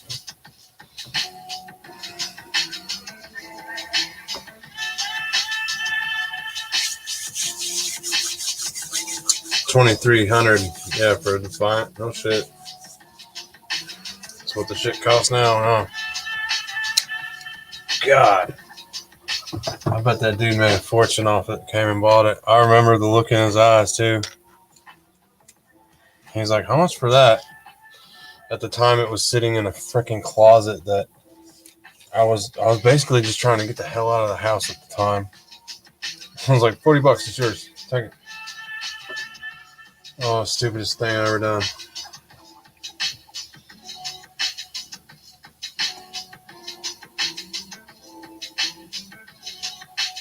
Yeah, Shane said, or Woody, sorry. So I'm sure I had more into my collection than that, though. Yeah, right? Oh, man. Goodness. Me and my wife tried to figure out the collection for the insurance and stuff. And it came to like my rough my rough value came to around $45,000. So I had to figure out roughly what I spent on each figure, and that's not what they're worth, because a lot of figures I have I spent money on, and they've already doubled in money. So it's probably worth more than that now. But yeah, that's where my insurance is at. 45K right now. But to me, my collection is priceless. Like, I can't put a value on it. It never will have a value. It's too big right now. It's not for sale, so I just have to value it for safety insurance purposes. Mm-hmm.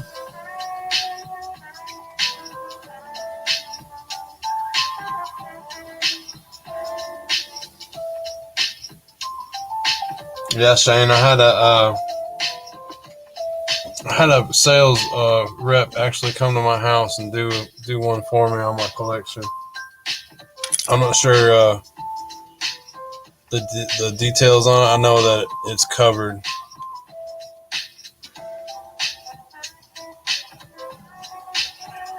Same guy that does my business insurance, actually. So I'll get the gist on what he did because we were up and down on that. I remember him saying something about that 10K. I was like, oh, my shit's more than 10K. But we got it. We ended up getting it straight.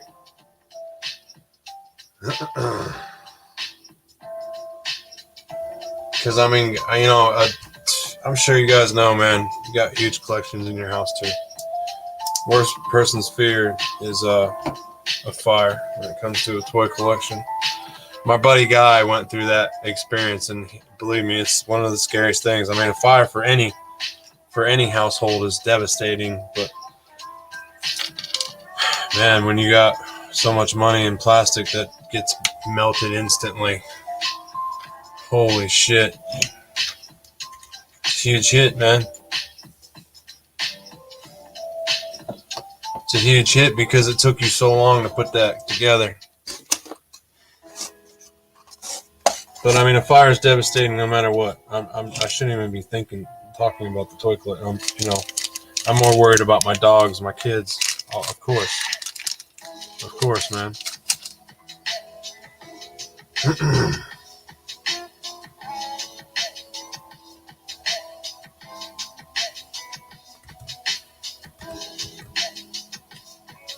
Oh man, Jay Astro, you lost your damn muscles. I heard everybody has been talking about muscle figs here and there. Man, I got some muscle figs. I love those things, man. They're badass.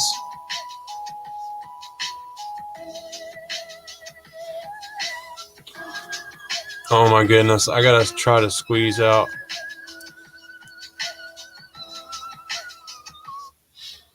Holy shit, guys. We gotta turn that off for a minute. Do these googly eyes have stickers on the back or what? Because I cannot get it to happen.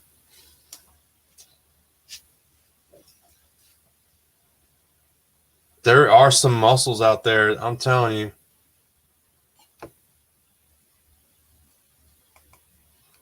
That you wouldn't believe that there's some muscles out there that people like got some crazy money on them bitches. I can already tell it's gonna be one of them tweezer jobs. I'm just gonna try to squirt glue on the side of it since we're gonna paint it.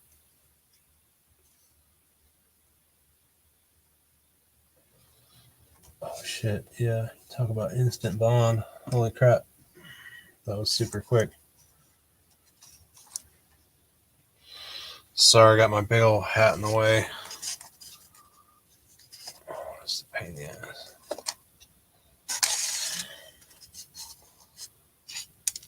It's only a pain in the ass because I have such big ass fucking fingers.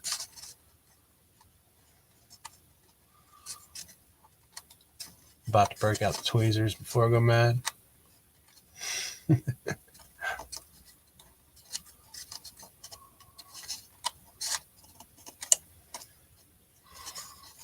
Holy crap.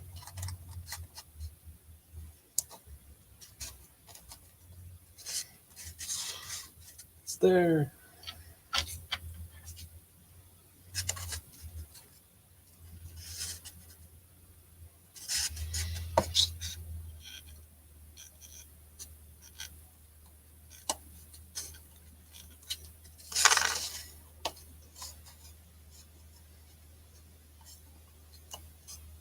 Oh, googly eye. But yeah, that's what happens. Crazy glue, you know, late nights. Shit like this happens. It's not coming off. Oh my God. It's going to be an act of Congress to get this googly eye off of my thumb. Oh. Holy shit, did that hurt.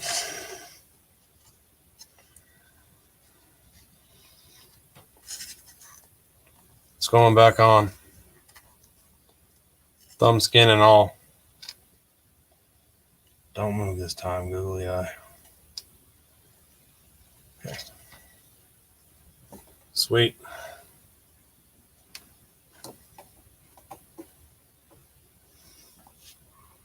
Let's see.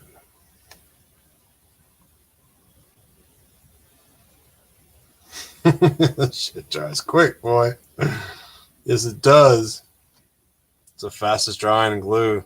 I've been praising about this glue ever since I did the Zartan layer with it. But yeah, shit's fire, man.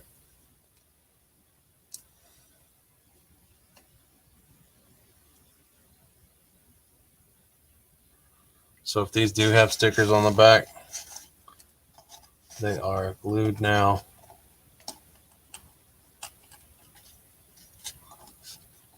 I couldn't get it to come off, but I think this is the smallest pack they had over there at the Hooby Looby.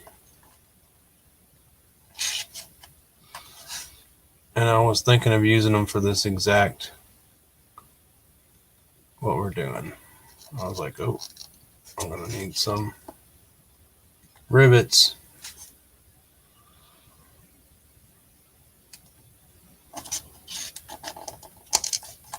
I really need some tweezers, but I don't know where they are.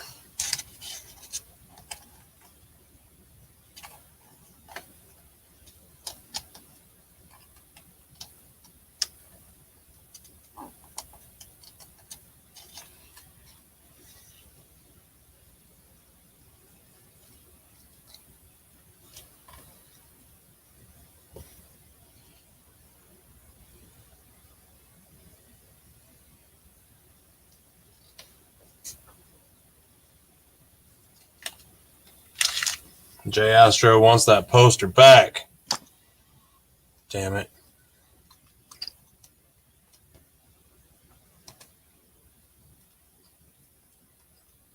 I was big into posters when I was a kid. Freaking Vicky Lake poster. Damn, that shit was smoking. Batman poster. That was the first like chicken that was hung in my bedroom. The Vicky Lake. I think she's like sitting in a car or something. I forget. I wasn't looking at what she was sitting in, I'm sure.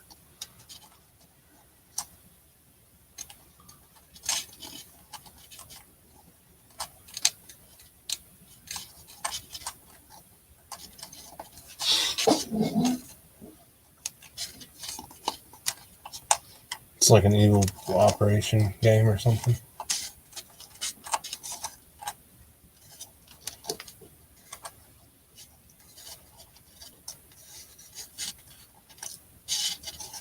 Oh my God.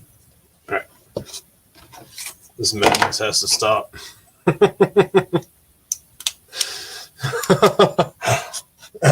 Just grab it with the pliers. Pick it up the right way. Gently stick it into place. God, it's so much easier. I'm going to do that to begin with. Bam, blew it.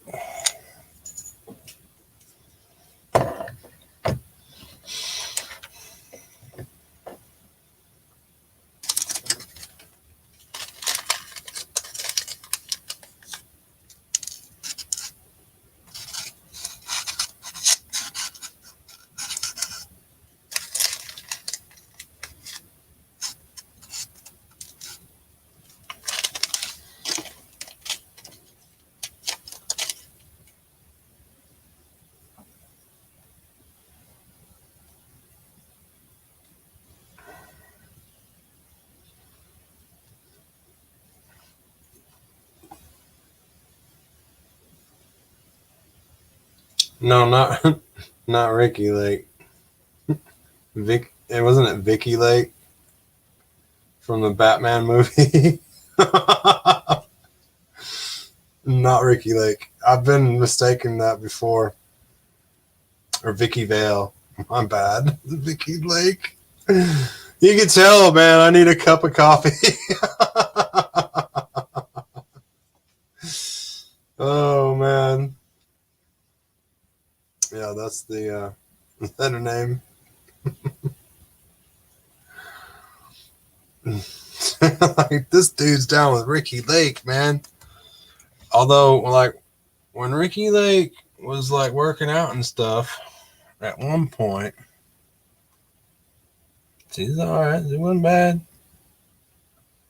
But yeah, after you listen to her talk for a few years, yeah, Ricky Lake can get very annoying.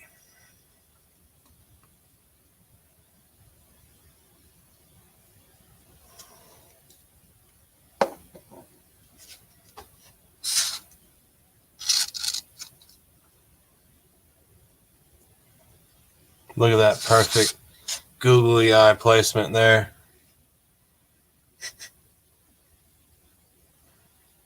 I'm about to stain this door.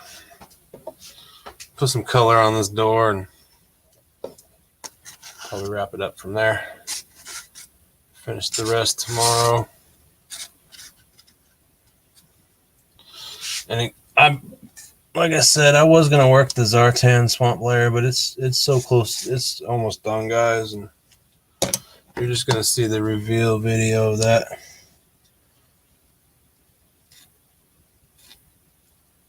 So I want to get that one wrapped up and get it out to Bobby. I put a lot of extra effort the past couple days into it, doing some stuff that I didn't plan on doing. So it should be a treat for everybody to see the shit that I enhanced on it.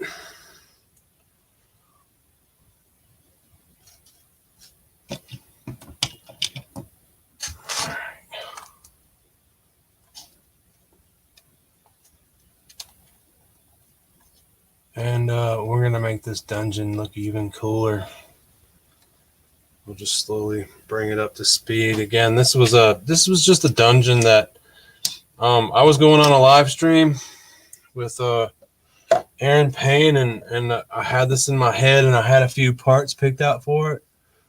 But I put it together on that live stream. We were on for 2 hours, and it was just a pink piece of foam, and I did all the window work and touched it up with some paint. Did all the brickwork that night and punched the pins in where I kind of wanted them.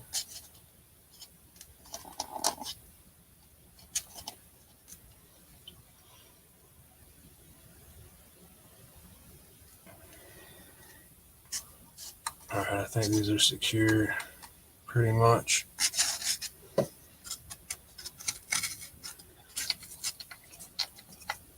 Probably do another set down here later on, but let's move to something different. kind of hold these up. Man, I can't wait to have a better camera.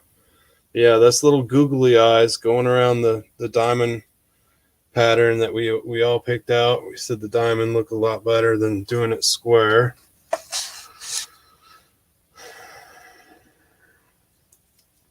Those are like just the shackles that we're gonna hook some chains up to eventually.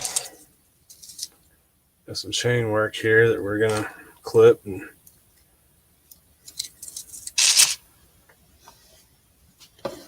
like my favorite, the thing I want to do the most when I do get this finished is when I set it up. I want like a Joe with like 1 foot on the wall and like pulling at the chain, like trying to pull it out of the wall, you know. So that's definitely one of the first shots I'm gonna try to capture on the dungeon scene here. And this is the cool part about my dioramas. I normally start with like a piece like this or whatever, and then I'll expand and branch off and make the dungeon bigger. Like I might do some cells, you know, a series of cells, and so on and so on. We'll do some pillars and some structural stuff to it, and that's normally how my dioramas just take off from one little piece to what they grow into.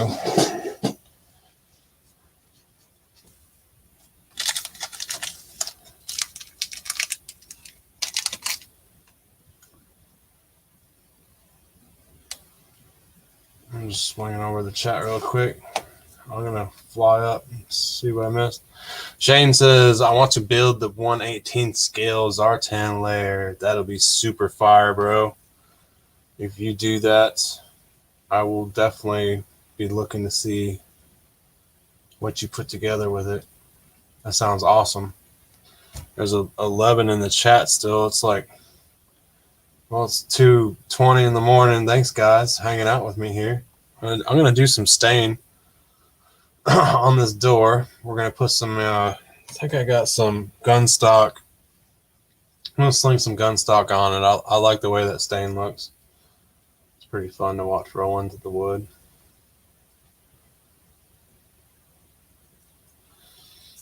Jay Astro, you guys waiting on that reveal? It's going to be fire, man. I ain't going to lie.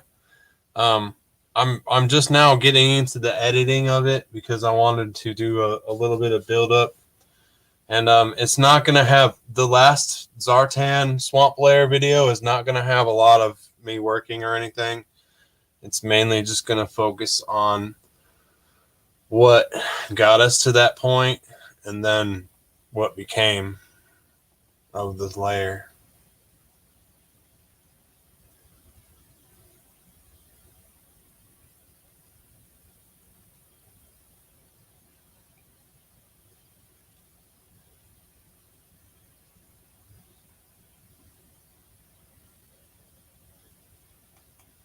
Cobblestone floor, man. That's something I've been wanting to do. I don't like over my castle dial. I have my castle dial sitting on the HasLab his tank dial setup. When I was building that giant, I was showing everyone how to build just a giant base platform and what you could get away with just some gray and black paint and just real basic stuff. I have the castle dial sitting on that right now, so I need to get in to doing some nice cobblestone flooring. I've been watching the different techniques that people use, and I want to do some different, like, I don't want it to all be the same. I want to do some different cobblestone here, some different stonework there, you know, and then because there's a lot of different techniques that I've just been catching on to. I haven't done a lot of flooring for some reason. It sounds weird. I normally set my stuff on like just some painted gray and black concrete looking stuff or whatever.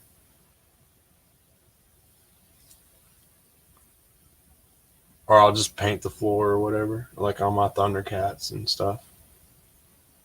I did do some like brick inlay on my turtle diorama. It's like some of the stone was inlaid brick, but I just carved that out.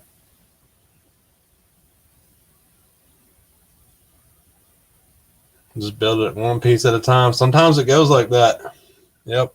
One piece at a time, and then I'll get ideas and I'll be like, I want to do this. So like it's not all planned out at one big, it's just really spurts of like brain farts of ideas coming and going, and put in what works. Very spontaneous diorama building, I guess you would say I have.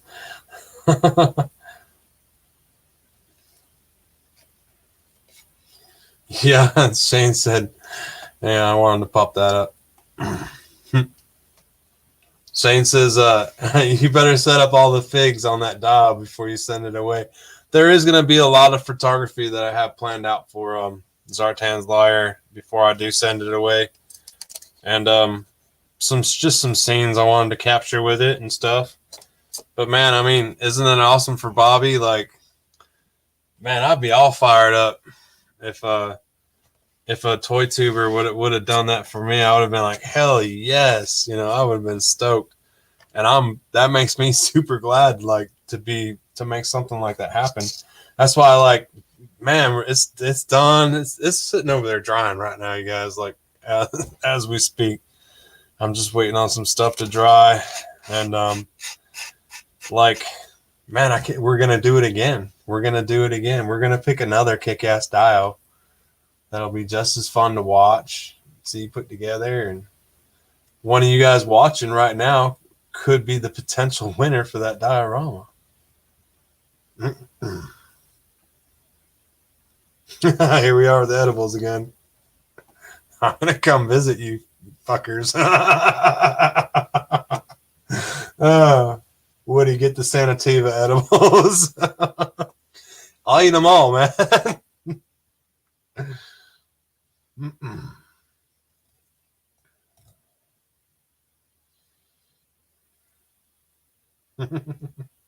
I'd be at your house herding you along. Shane be over there like, come on, let's get to work. We got dioramas to build. Hell yeah. All right, let's see. Let's get some stain flowing. If I can reach it.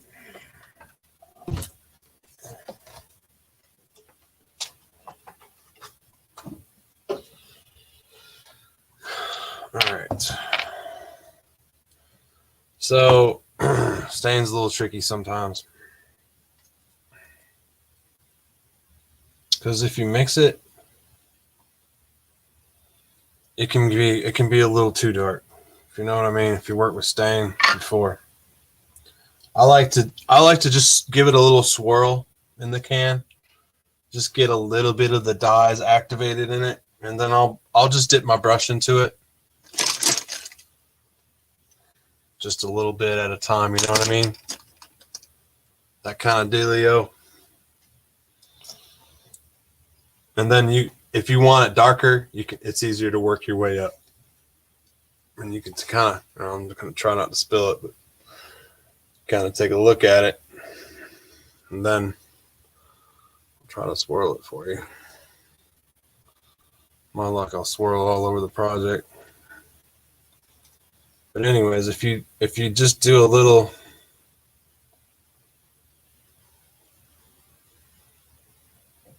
swirl, you can see, and sometimes I'll hit the bottom with my brush and just bring it up, and you'll see that pigment. See it. You can see it kind of like picking up in the water a little bit. That's a good way to like tone your stain, kind of, because if it's too intense, oh boy, you'll know it. And you don't want too dark of a stain will cover up all your wood grain and stuff. You don't want to do all that. I'll even do a little demo piece. I'll take it out there. We'll do it over this. And I'll just hit it, like, tell right there what is on that brush. That's a perfect example of that's too dark for me. Okay, so that's too much, in my opinion. So now I'm just gonna And that's because I touched the bottom of the can with the brush. So I'm kind of just going to bleed all that out on the side of the can. Come back, I'll hit it again. Now it's starting to tone out. Now, bam, you see that? That's what I'm looking for. Because if I was to lead with this, it would look like shit. And you wouldn't see any of the wood grain. But now that I'm getting flowing with this on the stain, I'll hit it again right here. See how you can see the grain? It looks a lot better compared to something like this. So be real gentle with your stain when you mix it and stuff. I've seen people just shake it and go to town. And I'm like shaking my head like, oh, you don't understand the different shades you can achieve with stain. And it's just something that I've noticed and picked up over the years, and that's only because I do like a lot of furniture touch up and stuff like that. You got to kind of feel it out, because once you go overboard with stain, there's really no going back. You know, it's dark, it's going to be dark.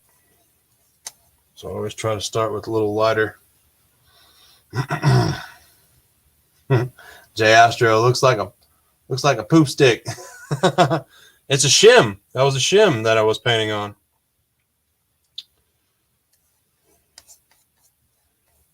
Let's see, you see my door there. You know, I don't want it to be light like that. Not too dark.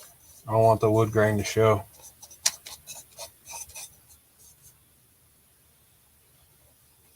And that's another beauty of working with wood, though, is I can put some stain on it here. It's nice and solid. You can see I got it on a hinge effect. You know, I was able to put those mini hinges in there, and just adds to what would normally be a styrofoam door, or you know, or you can buy them from Hobby Lobby there, Hobby Lobby.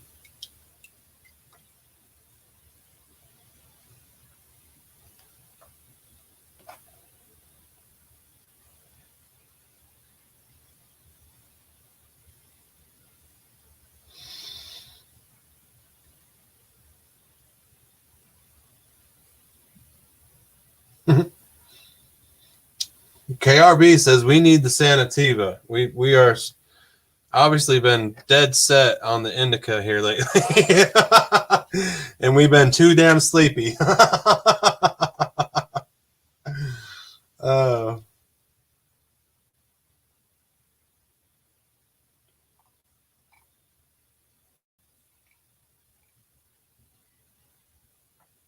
Woody 222. Damn.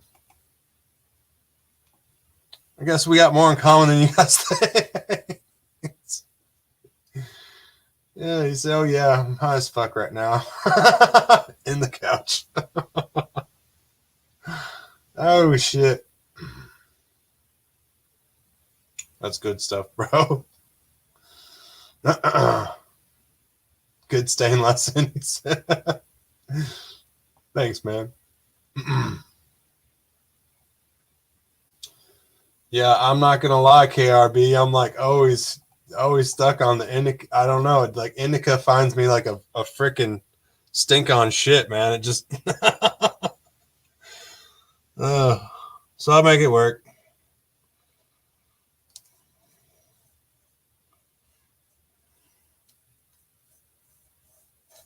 I don't know why. But yeah, Sanativa is, you'll get a lot more done without falling asleep too quick. You gotta switch it up every now and then, no matter what though. Otherwise you just ain't gonna be happy.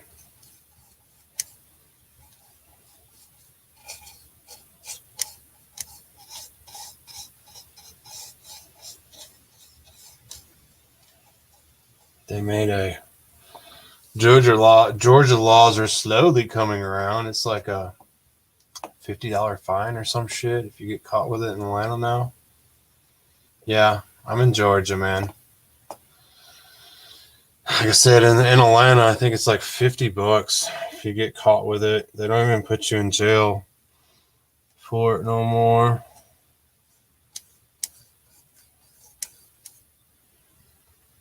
Crazy. There's a couple counties that are surrounding me that are following the same suit. It's just a fine. It's just a fine that they're making you pay nowadays. And it's cheap.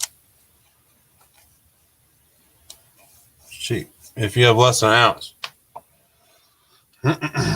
From what I hear from people that go around getting caught and shit.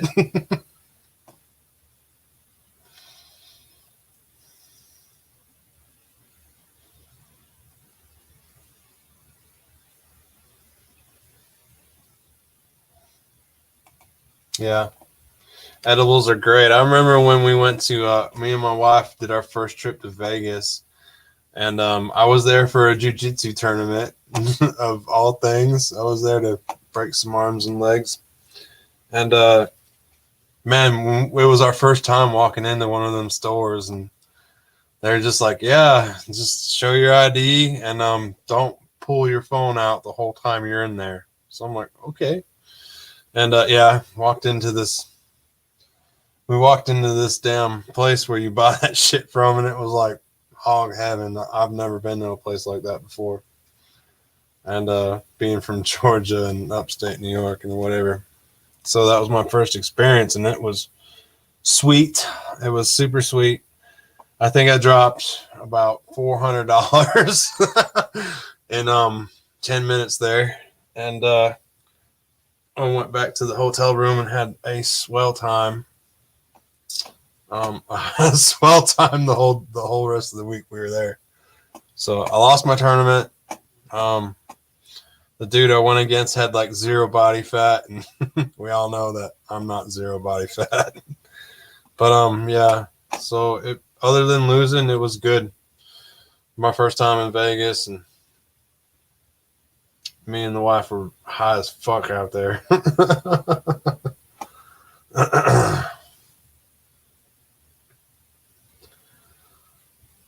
Oh, shit, Woody Triple Two said.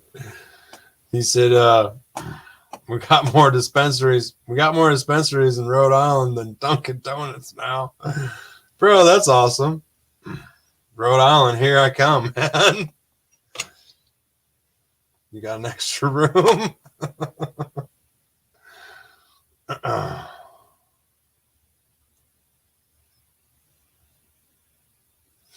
Y'all a bunch of Cheech and Chongs in here.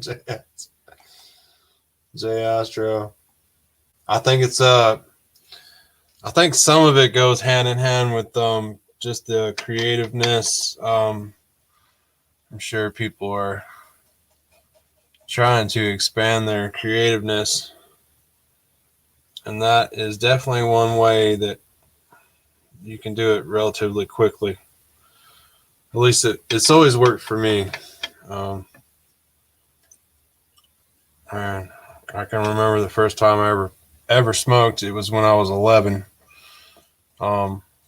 Because I had older sisters and their boyfriends would come over, right? So my older sisters and I'd be hanging out, and I just got to playing some cards one night, and I got looped into a situation where I got put into a rotation on a card table, right? And I remember it was he's like, hey, you care if your brother, blah, blah, blah. And she's like, oh, I don't care about. And the next thing I know, I was hitting a freaking, yeah, changed my world. I remember it didn't really affect me right then and there because I was young. I was 11, but man, being 11 back in the 80s is a little different. It was a little more, I don't know. I just seemed like I was more mature than your average 11-year-old nowadays, if you know what I mean. But anyways, playing cards, I really didn't feel it right then and there. But dude, I remember when I walked home, like when I was walking, I only had to walk across the street because my sister's house was right across the street from my mom's house. And I walked down just a couple lengths of sidewalk, and the sidewalk seemed like fucking huge. Like it seemed like stretched out. And of course, yeah, I wasn't hitting the cracks that night, and just all the shit you do when you're a kid. Don't step on a crack, break your mother's back.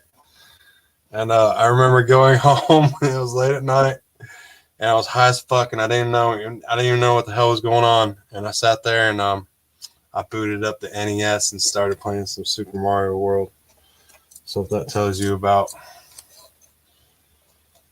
what year it was, the NES was hot, or it was still a dope system at the time. I've been blabbing, not even watching the chat. Sorry, guys.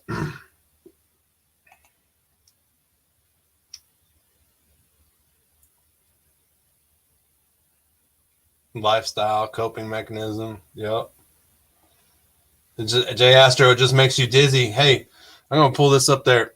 Jay Astro, that took me because it was such a natural thing to me, and I kind of like don't understand how people like function without it. Where like there's people, and my sister was one of them, man. Growing up, it would stress her out and make her panic when she would smoke weed, and like so it affects people differently. And I truly believe that now. I know that.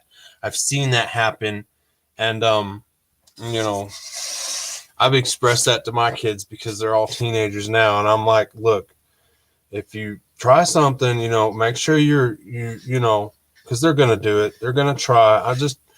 It's like I want them to be careful, you know, and don't take anything that looks weird or that's not natural or whatever, and I tell them right off the rip, you know, you shouldn't do it because you don't know what the hell's in it nowadays. But and it's not like when we were kids, but you don't know how it's going to affect your body either. So I make sure my kids know about shit like that. Like you may take a drug and you may think it's cool because the other kids are fine and they're having a good time, but it may fuck you up and make you panic and everything. My kids know all the ups and downs about social drugs, is what I basically call it.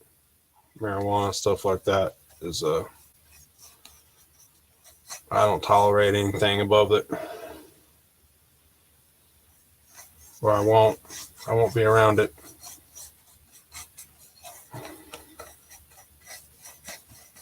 Especially don't want my kids around it. Yeah. I said stay indoor, man. Looking dope as shit. Let me buzz through the comments, guys. Oh, sorry. I definitely need another cup of coffee.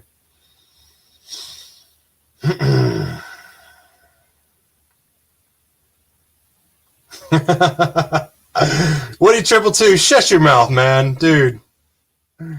It ain't stopped. Keep on rocking in the free world. Yeah, bro. I'm right with you, man. Dude, was you like on my block in upstate New York? Woody 222, we could have been hanging this whole damn time.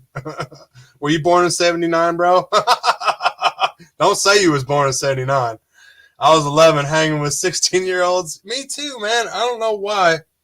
My whole damn life, I hung out with older people. Well, I know why. I had older sisters and shit. But, man, I was always that smooth, calm, cool, mature kid that kind of like Dazed and Confused, that freaking movie. Perfect example of the younger kids hanging out with the older kids because they were smooth enough to have good conversation and talk and not be a freaking punk kid, you know, or a pain in the ass.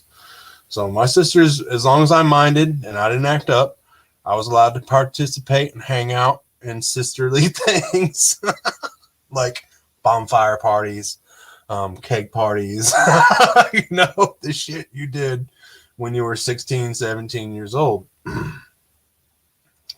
Upstate New York, was a perfect example of that. Yeah, I'm way more KBR, KRB. I'm sorry, bro. See, I need something right now. No, KRB says I'm way more paranoid off it. Right, me too. Like I can remember, like in my 20s, looking for a job or whatever, and I remember I'd be like going to the interview and like, damn, I gotta smoke one before I go to this interview, just so I'll be calm enough to, like, tell this guy my capabilities and shit. And my girlfriend at the time is looking at me like, "Are you fucking serious? Are you serious?" I was like, "Baby, if I don't go in there high, then they're gonna know when I'm sober." So yeah, I would literally just fire one up and go hit my job interview. And I got my jobs every time, man, especially construction jobs. I can't remember a job that I didn't apply for that I never got. So and KRB says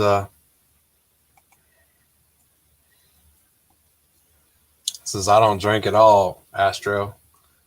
Yeah.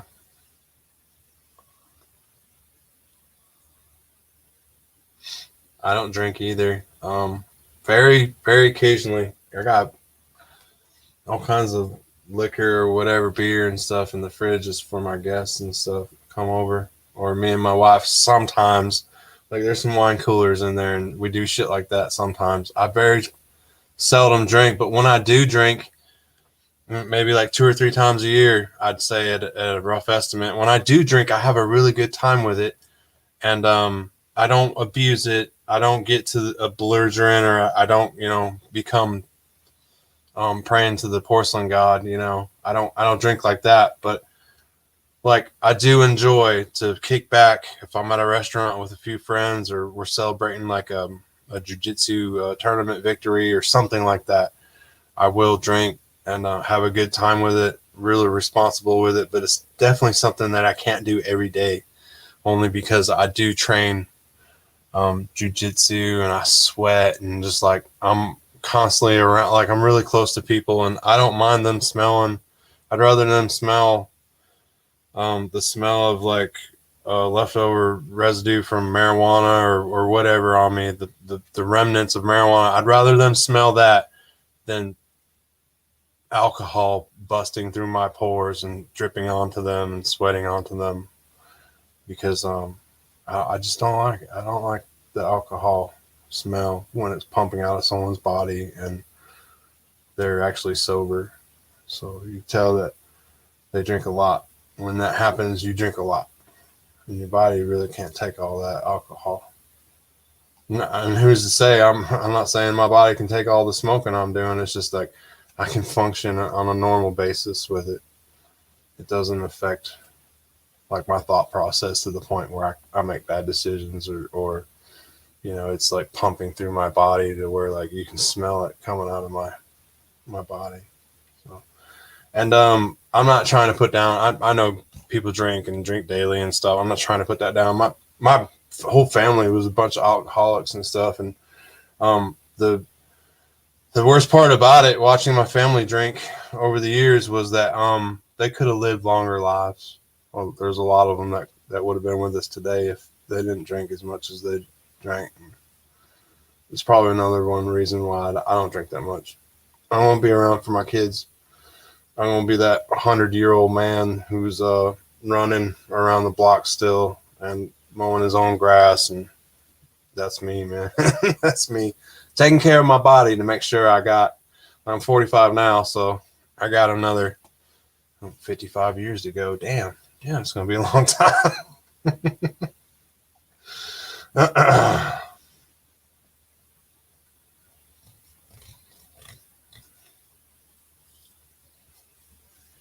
Yeah, my mom's side had a bunch of alcoholics too. They weren't. I wanted to throw that up there, KRB.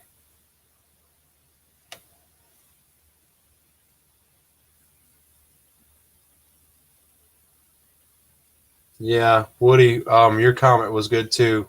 Yeah, I was around a bunch of alcoholics, and it just turned me off to it. Exactly. Um, my mom's side had a bunch of alcoholics, and that's same. My mom's side was just a lot, and we say alcoholics like we're trying to isolate them out or whatever. They just had that was just their thing, you know. And everyone has a little crutch. I have my crutches that I fall on for comfort or whatever, because like I would rather smoke than to take a bunch of pain pills. I have very bad joints. My knees have been hyperextended through motocross. I rode motocross for years and years, and through jitsu and stuff, my knees are thrashed. I probably have zero cartilage in my right knee. I know for a fact because I can feel it grind as we sit here. But my knees are really bad, so I use that for a pain supplement. I'd rather do that than take pain pills, you know what I mean? So to go to or even if it's just like Motrin or Aleve or whatever like that. I don't want to be taking that shit. So I'd rather just, you know, when I get home, I'm might relax, you know, in a different way. So but people need to relax. And I was getting at the alcohol thing, you know, not I'm not trying to say that they were raging alcoholics. These were pretty functioning alcoholics in my family. They worked. They like to come home and drink. They would not get belligerent. They weren't raging and mad and throwing shit. They were never like that. They always just drank their drinks. Yeah, it was a good bit, and then when they become drunk, they would just go to sleep. Like my grandpa would drink. He loved vodka. He would put vodka in orange Kool-Aid and sit on the porch and drink it for most of the day. And if he got too drunk around noon, he'd be like, "Well, I'm gonna take me a nap now. I should be up in about 3 or 4 hours." And that's what he'd do. He'd go take a nap. He'd drink off. He'd sleep off, and then he'd drink again. Um, it wasn't like it was his problem. He didn't make it anyone else's problem, like some alcoholics can. And I've seen, they just want to get drunk. And I like the alcoholics that want to get drunk and want to fight when they're drunk, because that's the stupidest thing you can do, is to fight when you're drunk. You are going to lose that fight every time. And God forbid if you come across anybody that knows how to grapple or handle your body and manipulate your body. God forbid if you ever come across someone raging drunk and that someone like that grabs a hold of you, because you're literally at their mercy. And a lot of drunk people don't even know what the hell they're saying at those moments. So, it's it's very, very easy to get drunk, run your mouth to a grappler, and then wake up with 2 broken arms the next day. And then you got a nurse coming in there to wipe your ass because you can't even do it yourself. It's not a good scene for nobody.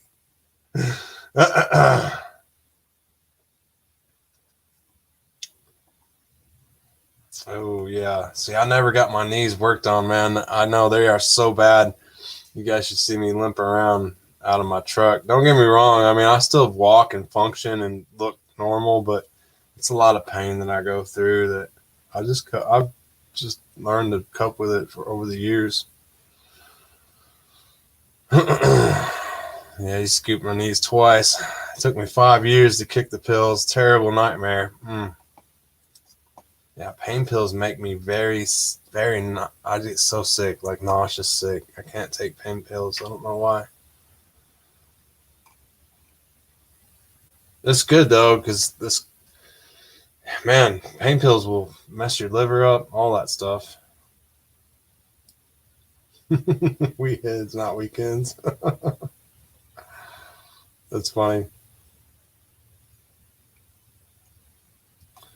Yeah, right, Jay Astro. We all gotta have something. That's true, man. We really do. I mean, we all have our little crutches, our little things that we just gotta have right.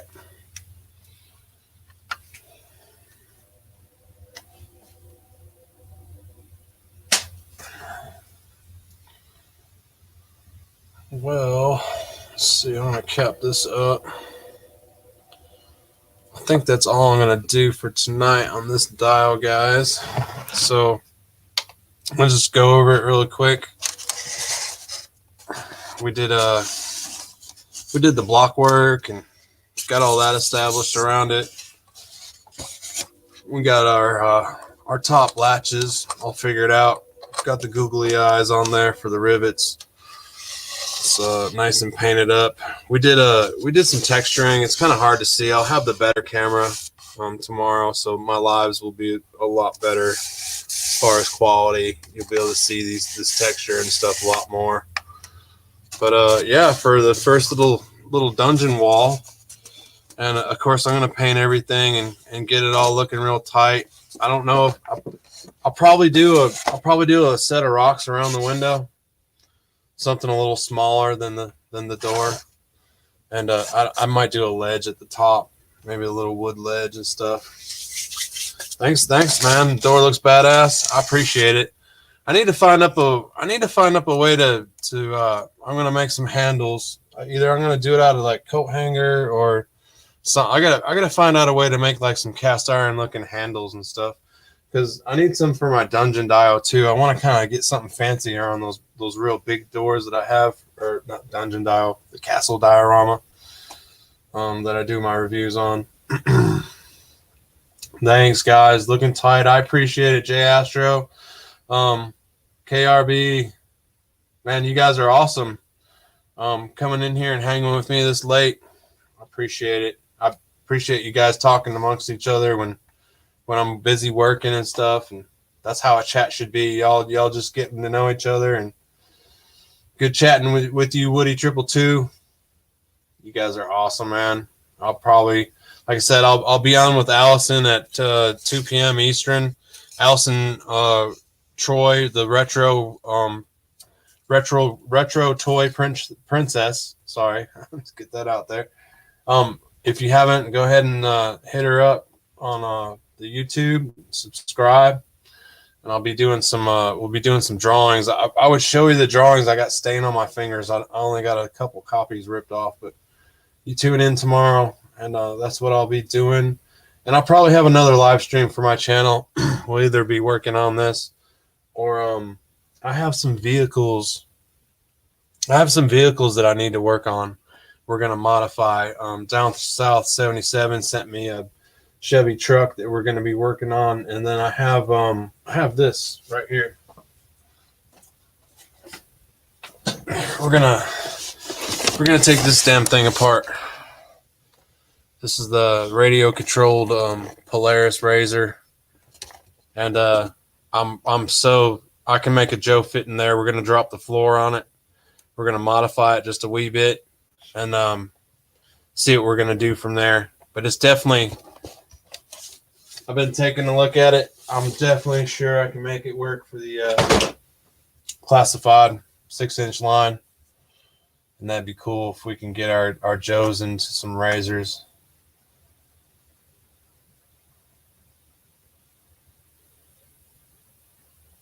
Hey, KRB. It says paper clip and pound down one side to flare it, man. That's a good idea. I've used that flare technique before. That's very smart.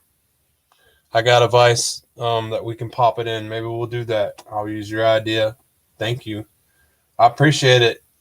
I'm down with learning any kind of diorama idea if you guys ever. Oh yeah, Woody 222, man.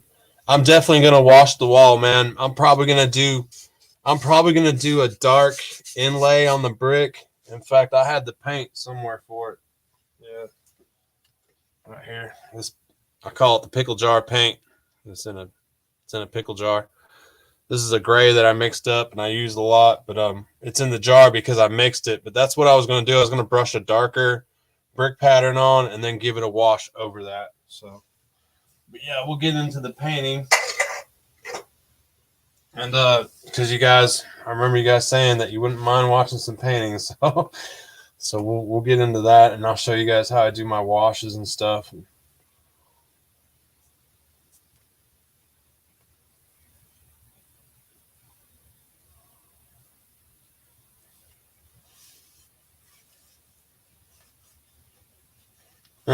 Yeah, that RC car, man. That little Razor. That's the best part is hopefully we can still drive it around after we get it finished. I'll put the little damn we'll pop a GoPro in there and see if we can get like a driver's view. That'd be cool.